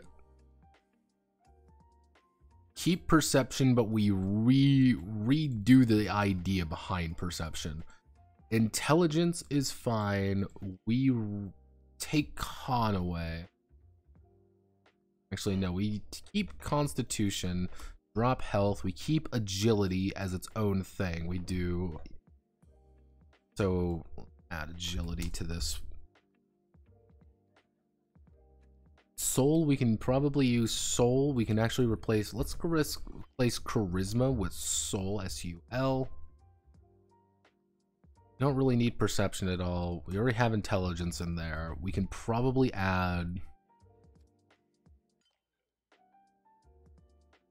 What would be a good idea for, like, just strength? Just, like, how tough and how strong you are. How your ability to actually manipulate it.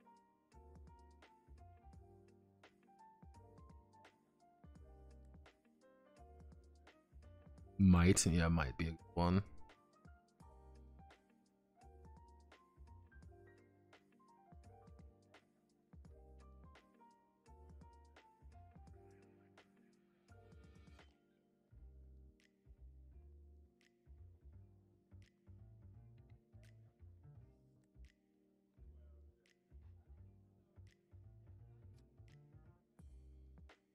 Make it Super Sentai like. I debated on going down the Super Sentai angle, but he specifically mentioned Toku and Magical Girls, so I'm like kind of leaning more toward a little bit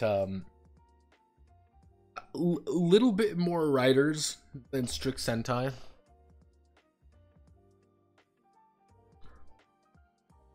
Oh God. Ancient Magus Bride was pretty good. I actually very enjoyed that. It's getting a second season, which I'm a little bit interested in. I might just say fucking read the manga though. Mighty. You know, Might's pretty good. And then we can use Soul for their...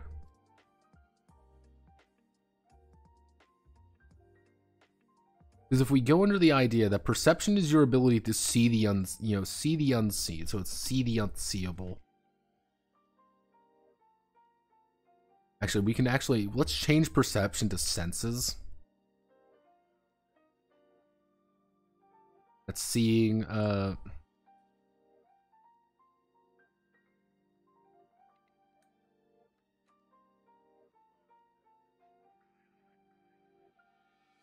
Ancient Maggot's Bridge.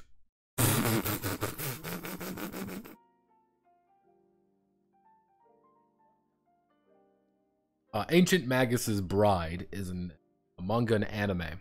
Originally a light novel, if I recall correctly. And very simple idea. It's a girl who is very much, you could say cursed, is bought by the ancient Magus, who is clearly inhuman, and becomes his bride.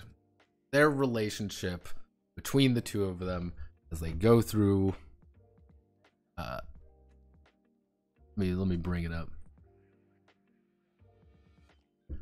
As they go through some clear issues of magical happenstance. And what I mean by he is clearly inhuman, that is what he looks like. And yes, he is very well spoken. He's actually a very fun character. I do enjoy the idea behind the Ancient Magus Bride. As you can kind of see, he does go gamer mode in some aspects. But he's actually very nice. A very cool dude.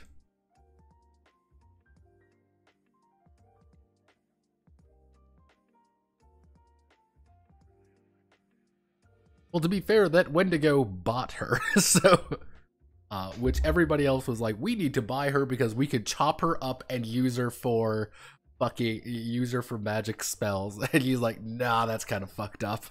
Like, nah. Please no. Yeah, no, Roro fight power. Be the unbreakable.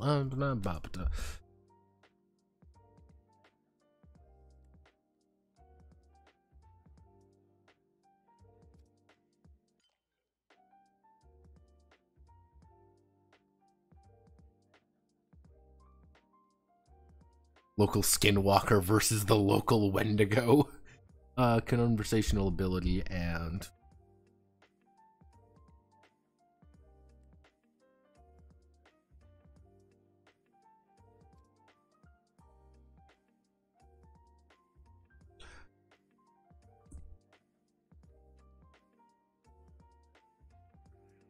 See, half of me wants to change intelligence to something else.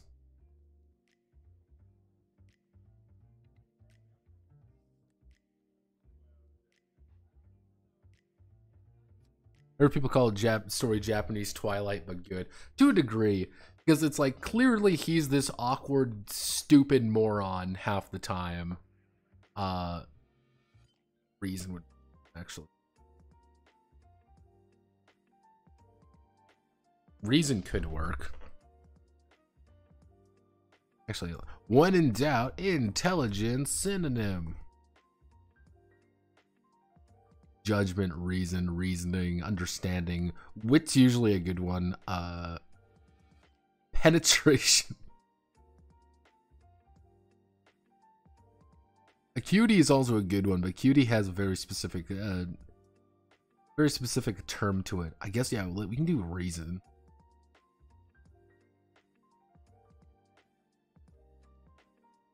Luck, which is just, luck's going to be the bullshit attribute. Agility is speed and, actually,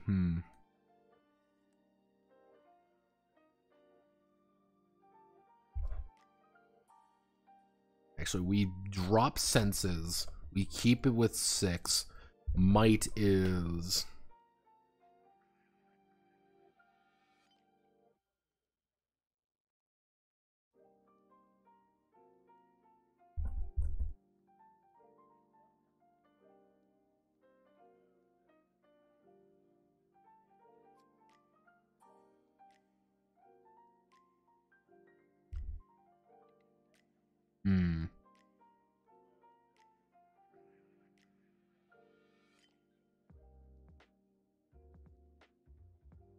Let's see, our ranked from, we'll do ranked from 0 to... Attributes are ranked from 0 to 10.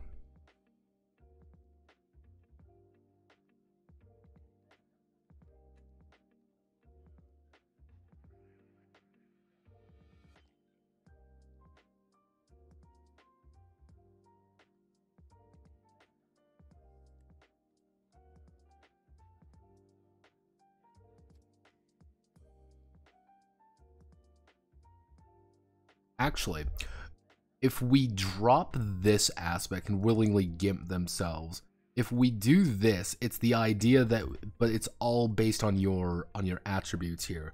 So it's kind of along the idea of being like, because let's say I have like might 3. Because I have might 3, what I'm allowed to do is I roll this. I've rolled a 53. I need a 70. I need a 73. I need a 70 to succeed, though. What I could do is, because I have might 3, I can bump my 5 up to, 2 bits. So cool. I now have a 73. However, let's say, for example, I rolled a... let's say I rolled a 9. 39 is going to fail. Like, damn, I need to bump this down. I failed.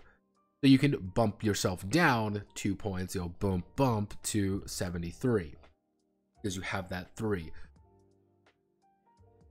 So we can actually, having a 0 isn't a bad thing. If we tie it to maybe your like level plus 1, like your basic limit to them is, so having like even like a 1 or 2, like having a 1 or 2 in an attribute is pretty good. Like even having like a 2 in an attribute would be high. So we do 1, 2, 3, 4, 5, 6. We have 6 attributes.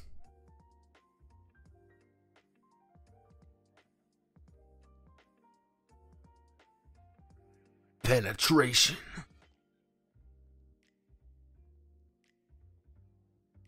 Taoist wisdom.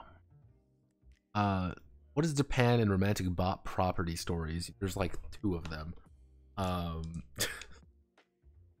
That mostly stems from a lot of stories of... You actually see a lot of that in pretty much any place that had a pretty active dowry system. You see a lot of that when it comes to that kind of idea being present. India actually has quite a few stories like that because dowries were a big deal. It's like, well, I don't love this woman. I don't love this woman because she was, her father, but I've learned to love her, or whatever, and stuff like that. Well, in isekai, usually the thing there is that it's easy. That's also another big thing too, is that it's very easy to get to people into a situation where they are forced to be next to each other. Hey, oh no, I've been isekai. Oh no, I've been isekai'd. But I'm super overpowered.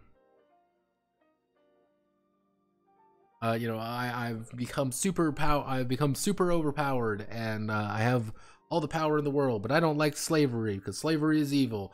I've saved you, or I've bought you for some reason, and we're together now. Yeah. Yeah, like it's just an immediate way to get people connected to one another. It's just very simple. So yeah, if you ever want to know why, that's usually it. It's just simple. And somebody else probably did it. And because somebody else did it, I don't think people quite realize this when it like comes to like Japan and stuff. Like the Japanese light novel industry and like web novels are notorious for like just doing like the second something becomes a trend, you will always see there will be about 4 more with the exact same idea. You know, it's kind of like Konosuba, for example. Konosuba was actually making fun.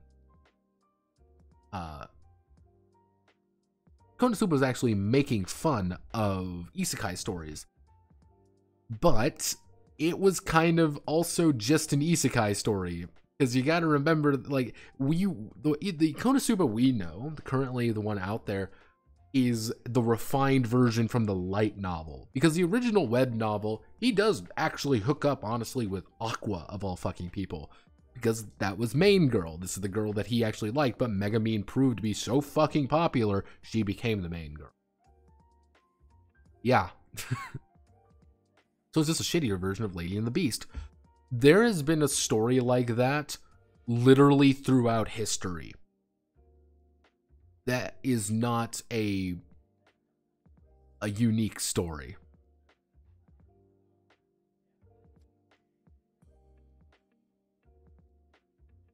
Like that's it's one of the key stories. You could say that it's one of the main stories that is very simple and very easy to get a hold of. I mean, for fuck's sake, people love this shit. Twilight, for example. Twilight is not actually a very unique story. All it does is just take everything right. People fucking love that shit. Because, come on! Oh, the brooding, handsome man who looks at me like, damn, I'm so haunted and shit. Damn, I'm so scarred from my emotional trauma. I'm like, oh my god, look at me, I'm super nice, and oh my god, I'm the innocent girl who's done nothing wrong, and oh my god, I could totally fix him, but don't worry, I can fix him. And then they all live happily ever after using the power of friendship and bullshit. It's like a universal fucking story. You can go all the way back in time and you could still find stories like.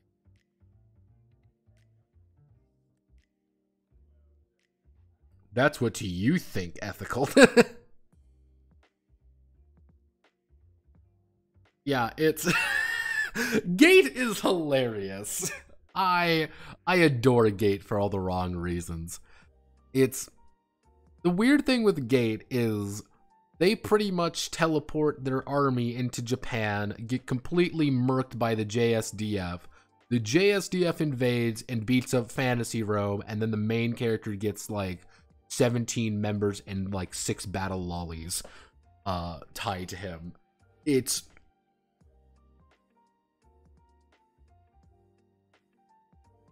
like SAO. I think the problem with SAO is it was very big and very impactful, because it's funny because people don't even say, oh, it's isekai.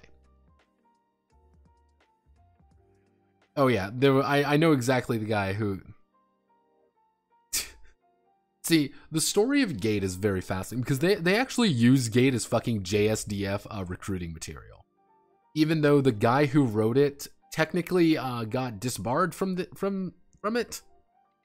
He actually kind of he got a little bit kicked out of JSDF because he was a fucking ranger autist.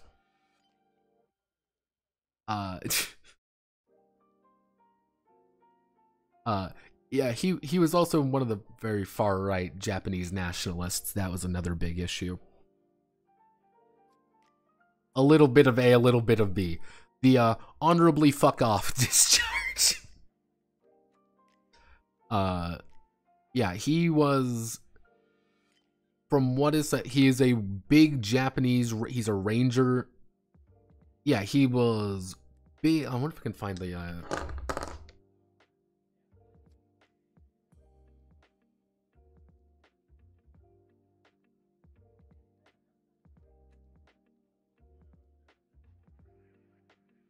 kind of hard to find him now, but like,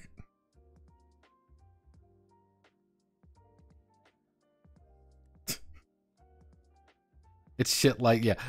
Lazy ass recruit hopes in my neighborhood. If anything, Armed Forces public outreach has only grown cuter in 3 years.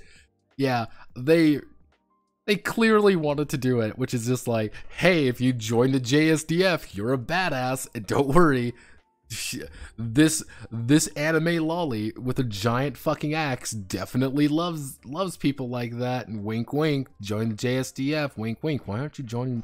Just join the fucking JSDF already. God fucking damn it. Yeah, JSDF has actually been trying to recruit otakus for fucking years. Like, it's great. Sign me the fuck up. Does JSDF do anything 90% of the time? No, but I will say this, they have actually been building up. Shinzo was actually the one who was like, hey, maybe we should repeal the JSDF laws so we can build up our army. I think he actually got through a few of them with like US like support. I mean, it's one of the, yeah, it's one of those things like the JSDF guys. Well, I mean, I think one of the big things is, do most militaries around the world do anything? Let's be honest with ourselves. They don't. Like, we would love to believe that our boys in blue are saving the world every single day by fighting terrorism. They are not. Many soldiers fuck off and do nothing. Yeah, I hate to break it to everybody, but like, the fucking French army isn't, the full French army isn't deployed 24/7 destroying the world. No. Yeah, even then, like, I would say probably half of the US military and half of France's military do not do anything. They are very quiet.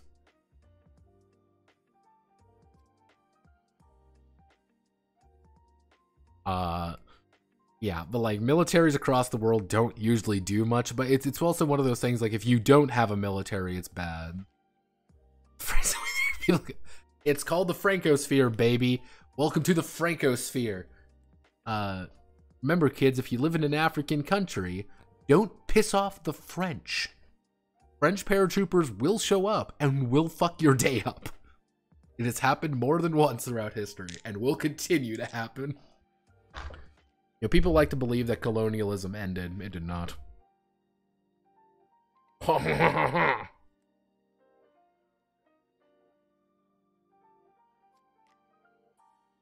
Honestly, I've been seeing a lot of people being a little bit doomer, and I can talk about this because why the fuck not? I've been seeing a lot of people being a little bit doomer, being World War III is gonna happen or whatever. Now, I can tell you this: there's 3 things that you got to remember. Nobody wants to die. Dying sucks, and we've officially hit the point in warfare where if anything does occur. Here's the thing, if anything does occur, it will be over before any of us have any involvement. A full legit war between 2 modern nations, and I mean like 2, like, on, it will be over before, it will be a 4-week war. However, after that 4 weeks, New York might be a crater. Moscow will be reduced to ash, but it'll be over very quickly. we are not going to see like US boots on the ground invading Siberia or whatever. No, that's not efficient. Boots suck. True horror is the idea that nuclear warfare is just another part of the escalation of hostilities. Pretty much. That's kind of the issue, is like it'll be. That's why my thing with like Putin, for example, and I can talk about this a little bit. My big thing with like Putin is the millisecond he actually says it's time to use it. Like, I'm gonna use the nuclear weapon. I'm gonna press the silly button and make everything go away. Someone in his inner area is gonna pull out a 9mm and gonna pop him 3 times in the back of the head. Will he die? Maybe, but it will never happen. Like it, because nobody wants to do that. Because do you want to know why bar fights stop when they get outside, or why people buck up on each other and get really mad, but everybody kind of walks away after the first few punches are swung? Because nobody really wants to get hurt. The people who get hurt in dumb fights are usually the ones who are really fucking fucked up or have nothing to lose. Russia's got quite a bit to lose. People don't want to die. That's the key thing you always must know. People do not want to die. First thing you should always remember.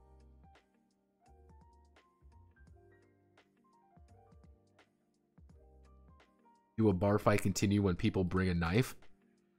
Here's the thing. This is the big thing when it comes to things like that. Using kind of the knife as an analogy. The second someone grabs the knife and brings the knife out, everybody else it's Jover, because everybody else is going to, and then somebody else brings a knife, and then somebody else brings a knife, somebody else cracks a bottle open. Because like, yeah, Russia is like, I'm gonna nuke Ukraine. Oh no, China's gonna probably hit them and be like, yeah, sorry. It's just like, yeah, no, don't do this. Yeah, it's nobody wins. The second the knife comes out, nobody wins. That's the fun thing. Will we ever have fun war again? No, I don't think we'll have fun war again. That's why we can only hope for Legend of the Galactic Heroes space battles. I'm waiting for it. I'm ready for it. And that was kind of the funny thing with like Gate. Going back to our original point. Yeah, basically no one wants to unzip their fly in case their dick really is smaller. Effectively.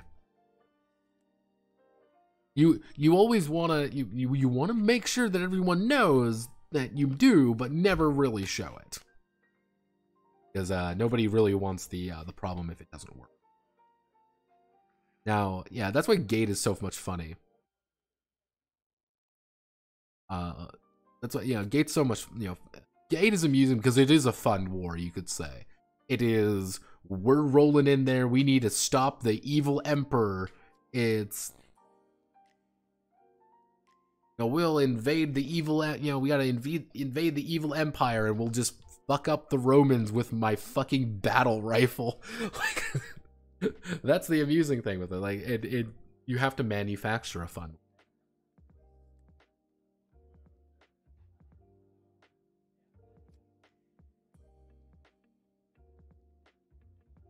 What if everybody got nuked? India nukes Pakistan, or Pakistan nukes India. That's what happened. And again, if there is going to be I'll say this, if there is going to be a nuclear war, it will be between India and Pakistan. Yeah, that's what's going to happen. It's going to be India versus Pakistan. That's just doesn't fucking matter. Pakistan does. Pakistan does actually have nukes. Pakistan has nuclear weapons. Yeah, they have like 2, but they do. They pretty much stole them from the Indians. Yeah, Pakistan and India technically are nuclear powers, and they are fully willing to but the thing is, Pakistan is not going to use nuke against like Afghanistan. That's the thing. They're not going to like, I'm going to nuke Afghanistan. No, they're not going to like nuke Russia or anything. No, they're going to nuke India. That's why they got it, because India got a nuke. So they want a nuke. We've been saying I ran. Oh, fuck no.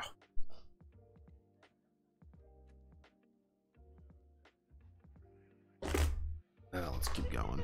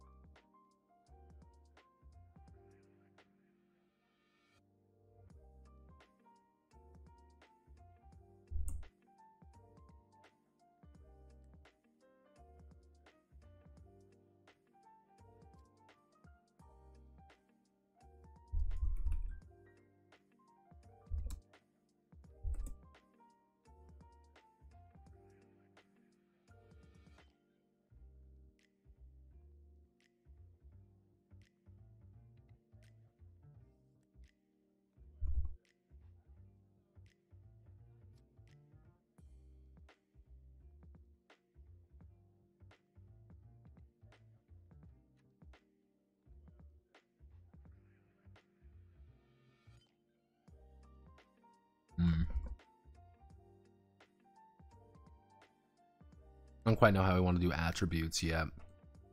Because attributes, I'm feeling like we keep attributes low, but we can also do things like do something like that for like an attribute being like, oh, you have a 20 in your attribute. Anytime, most of the time you're just going to use the 2 value, but it's like for any derived things you're using the fact that you have 20 in there. And it also means that you can also spend, yeah, I think, okay. Well, you will do this method. I think that'll work a little better. That means everything can also be a little bit lower. Yeah, that's fine.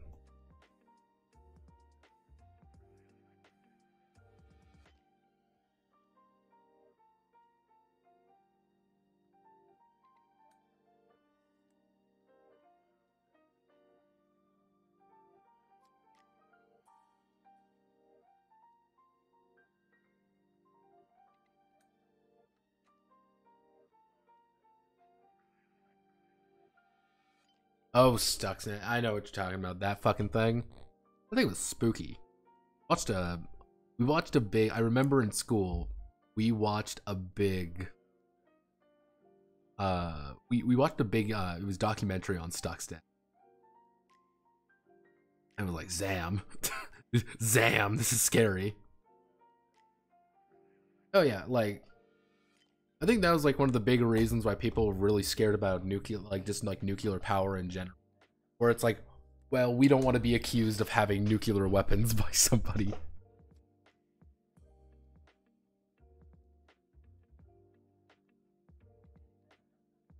And now look where we are. We have meme warfare. So if we use base most of the attributes, so it's like one attributes are ranked from, I guess we can do from like 10 to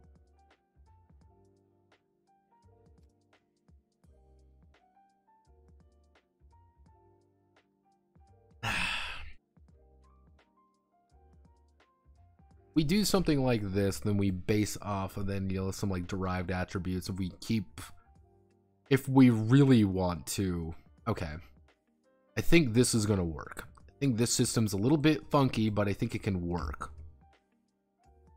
I think this idea works pretty well. However, actually,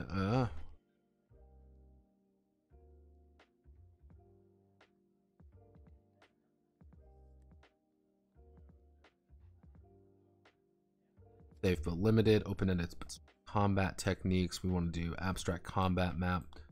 We want to do abstract combat maps. We can actually do,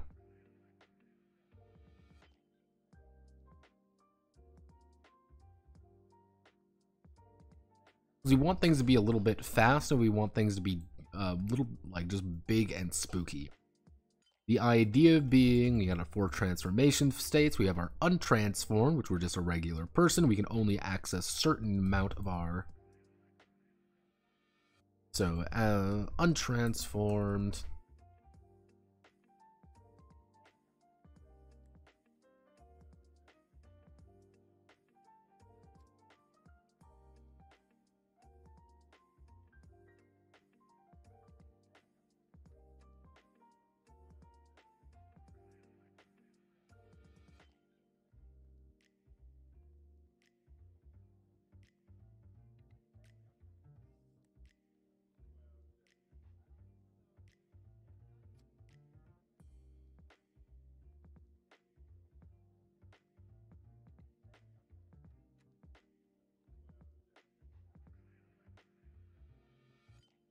Hmm.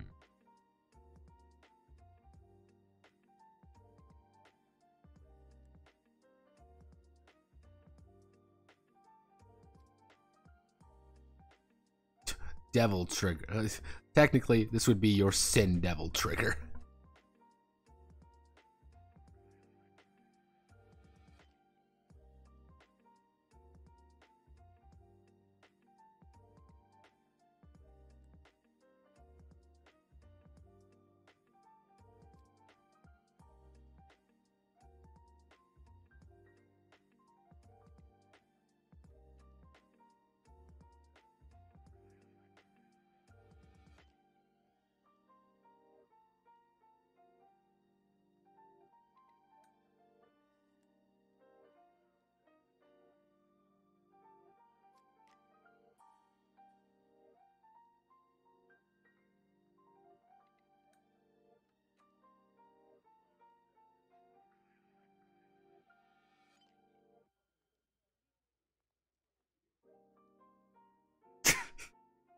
Half my chat is just tangential rants about random things, and the other half is me just staring at a fucking map.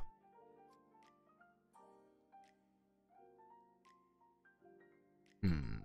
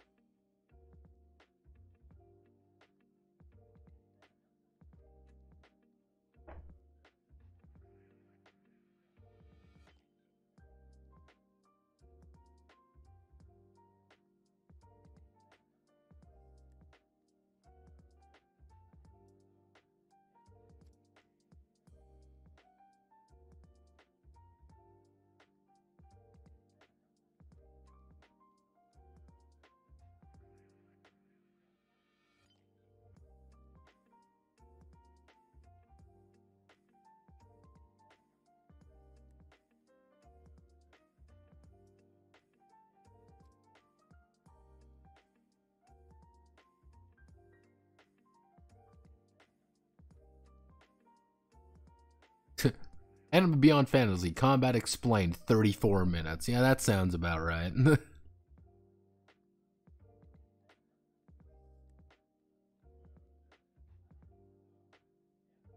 Hmm.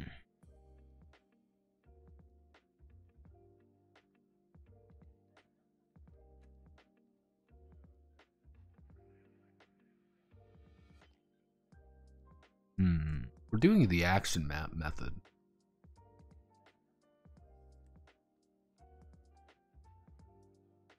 Do strike and dodge combat. Strike and dodge is I'm attacking you, you're trying to block the blow. Bang, bang, bang, bang, bang. We're trying to block just as trying to dodge.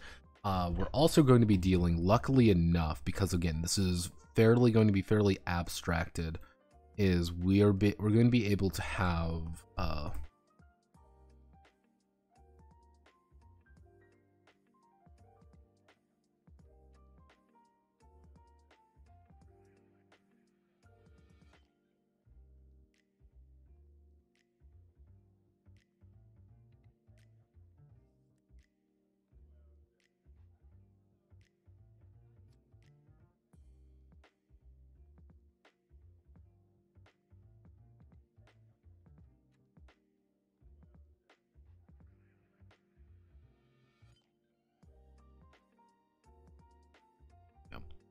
so we have strike and dodge combat. So I'm punching you. I'm gonna punch you, punch, and I'm gonna try to dodge, dodge. So it's strike, punch, strike, dodge. But it's things like, okay, he wants to punch you in the face. You can dodge with agility, or you can be like, oh well, I'm gonna just grab his fucking fist, kind of thing, because you're just a hard ass like that, and you can do that. So if you are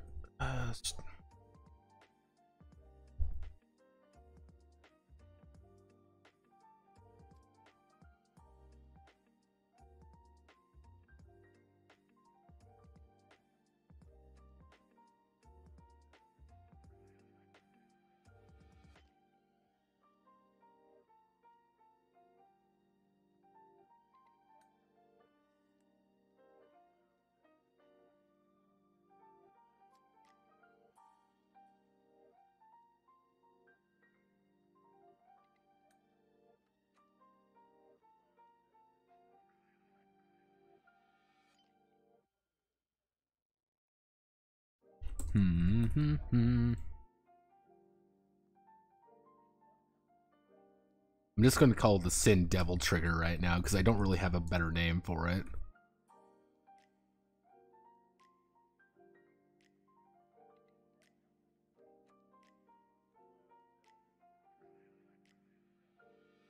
But the idea behind all the powers...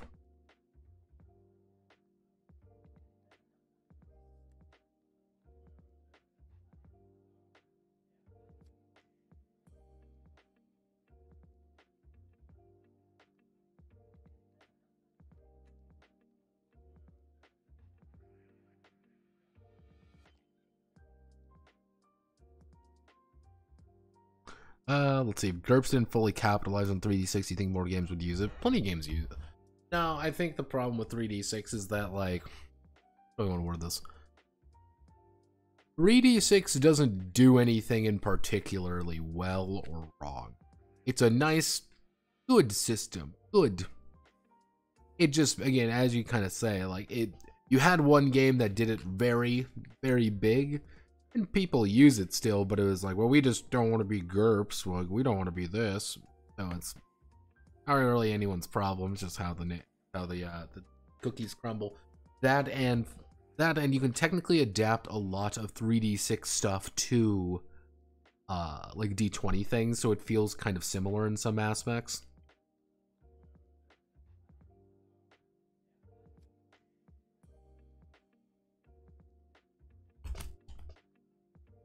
So either you feel very similar to D20isms, or you feel like GURPS. So yeah, so your basic untransformed, you need to transform to get more actions, super transformation, enhanced powers. So strike, dodge, combat, it's me trying to dodge, me trying to strike. We make enemies. Can't believe I'm gonna fucking say this, but I guess we can actually cite a little bit. Actually,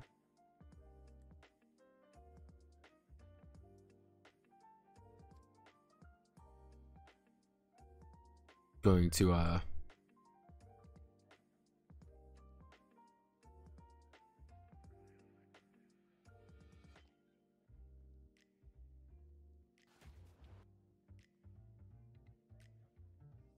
let me crash my computer. Let me crash the stream real fast as I watch a clip from a show that I know damn well that I won't be able to show anyway.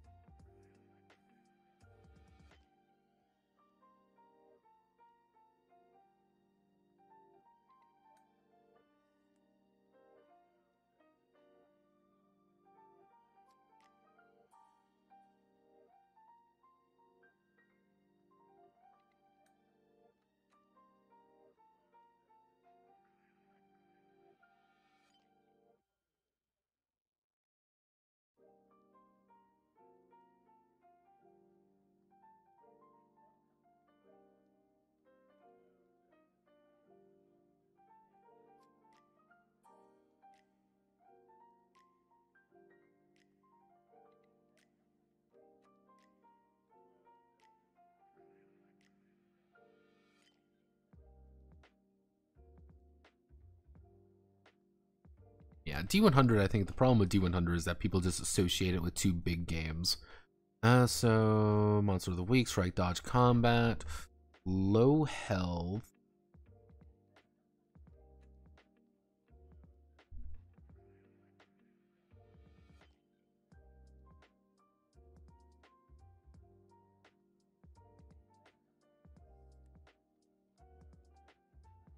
low overall health, but armor compensates. You don't actually have that much health. You're going to go down pretty quickly, but by virtue of A being a cultivator and by virtue of B being one of these guys and having your proper armor, you're going to get actually some things which we can actually improve on a little bit. Open-ended but strict combat techniques we can do along the lines of, luckily enough, he was actually very open. Shut up, GMX.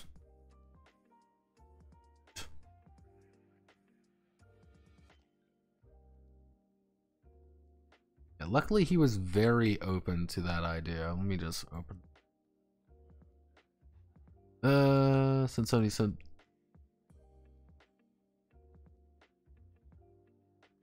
seeing a bit closer to player choice from some examples, may, because I hate to run Exalted Charm problem, impressive power, but how do you see these feel? Something more specific laid out, more player choice front.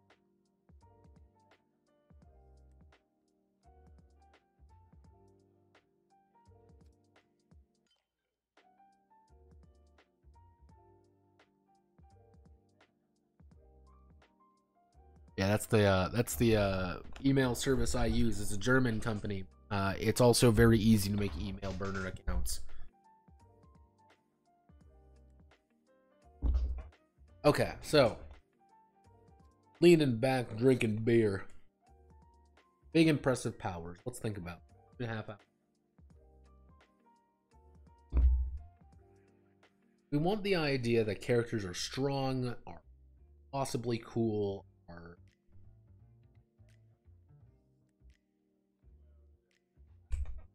maybe, buddy, we do it a little bit opener.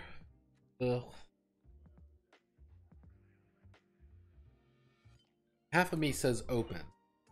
Here's the thing. Half of me says we keep it open. We just give people a power set of it. We say to people, we say to people, hey, you have the swords ability, you have the word of swords, congratulations, you can now do this. You have flying fucking mantis, everything related to flying. There's no hard strict power related to it. There just simply is. That's it. And because you have it, because you have an integrated weapon,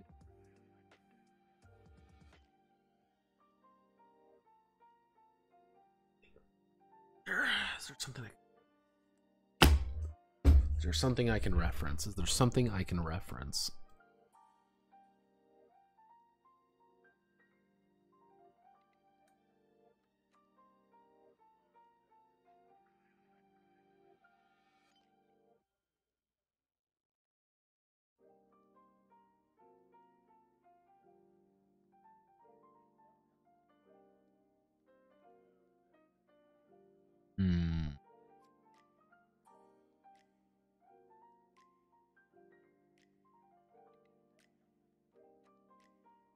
Am I hinting at my big British holiday next month?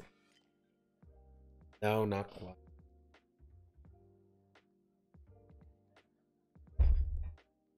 Pretty much what we need to do is we need to have a system for powers that are satisfying to you, big and exciting, that clearly demonstrate we are tactful.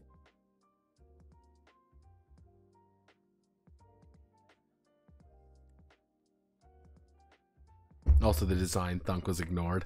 No, I get what you're saying there. Sounds like a cool idea. Not really a design. Design thunk usually is like, I need something to kind of base it off of. Is this something relevant?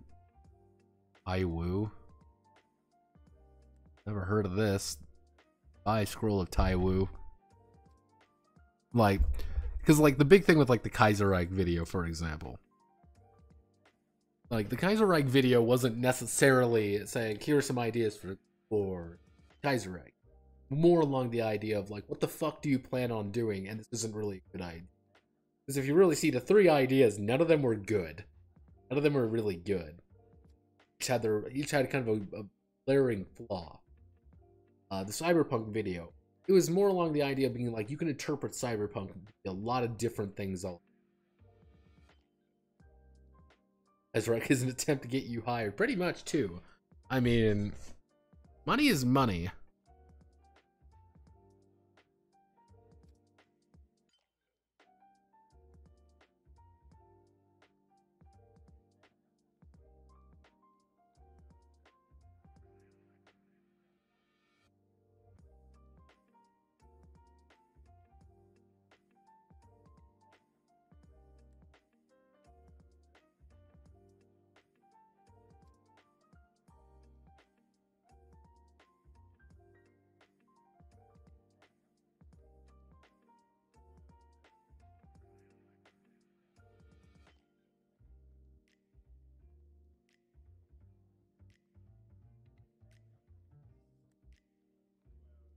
You can't quite tell. Cultivation stuff is very popular for stories, but not game. I might have to ask my friend about that. You know what? Is he online? Let's see. Is my friend online? No. But what I can do... I will message him after stream.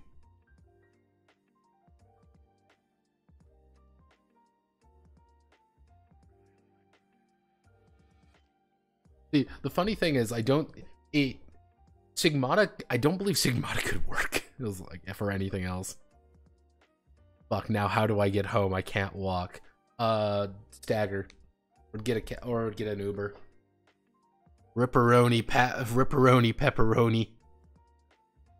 Yeah, get an Uber, my man. If you're that fucked up. Also, how the fuck are you listening to this if you're not at home or something? Don't tell me you're listening to this stream awkwardly at the bar. Don't do that. Don't be a weirdo on a Friday night.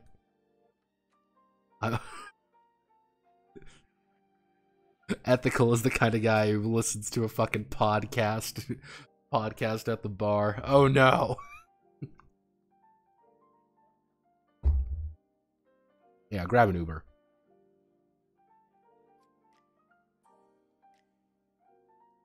Man, that's even sadder. Wait, you're not the one that's married. That's the other one. See, this is the problem with having such a large and diverse cast of characters in my in the grand scheme of the Noteverse. Yeah, people who listen to music without headphones, if you're not in your fucking car, you are literally the devil. You are the shaitan. You're the problem. What do I want? Okay, you know what I'm gonna do? I'm gonna call it there for today. I think we got a good thing here. I think we're doing pretty alright. I'm feeling confident. Not great. That and I want to make sure that Ethical actually gets home and doesn't die, because apparently he's been drinking all while listening to this for the past two and a half hours. I can only assume he's dying, so I want to make sure he gets home safe, because I care about all of you for now. But what I'm going to do is I'm going to actually message my friend and see if he has kind of anything to work off, because that's really sad. Because I guess I don't really think. Yes, get an Uber or someone, please. Don't die. I need you. I need you, people. But yes. Also, don't forget about tomorrow at noon EST. We're going to be doing, might be a little bit later tomorrow for generic case, because my mom wants to go to breakfast. So you'll have to deal with Fat Notepad tomorrow. I eat my phrase away. Absolute Territory. That's Kid Ashcorp, right? Zetairaido. But yeah, no, I'm gonna have to ask him, because I can see this. Thing is, I see it in my noggin of what he wants.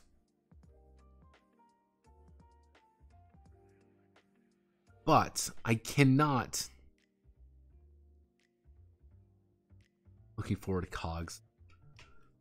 See, what I can do is just do the real gamer moment and then open up COGS and immediately close it.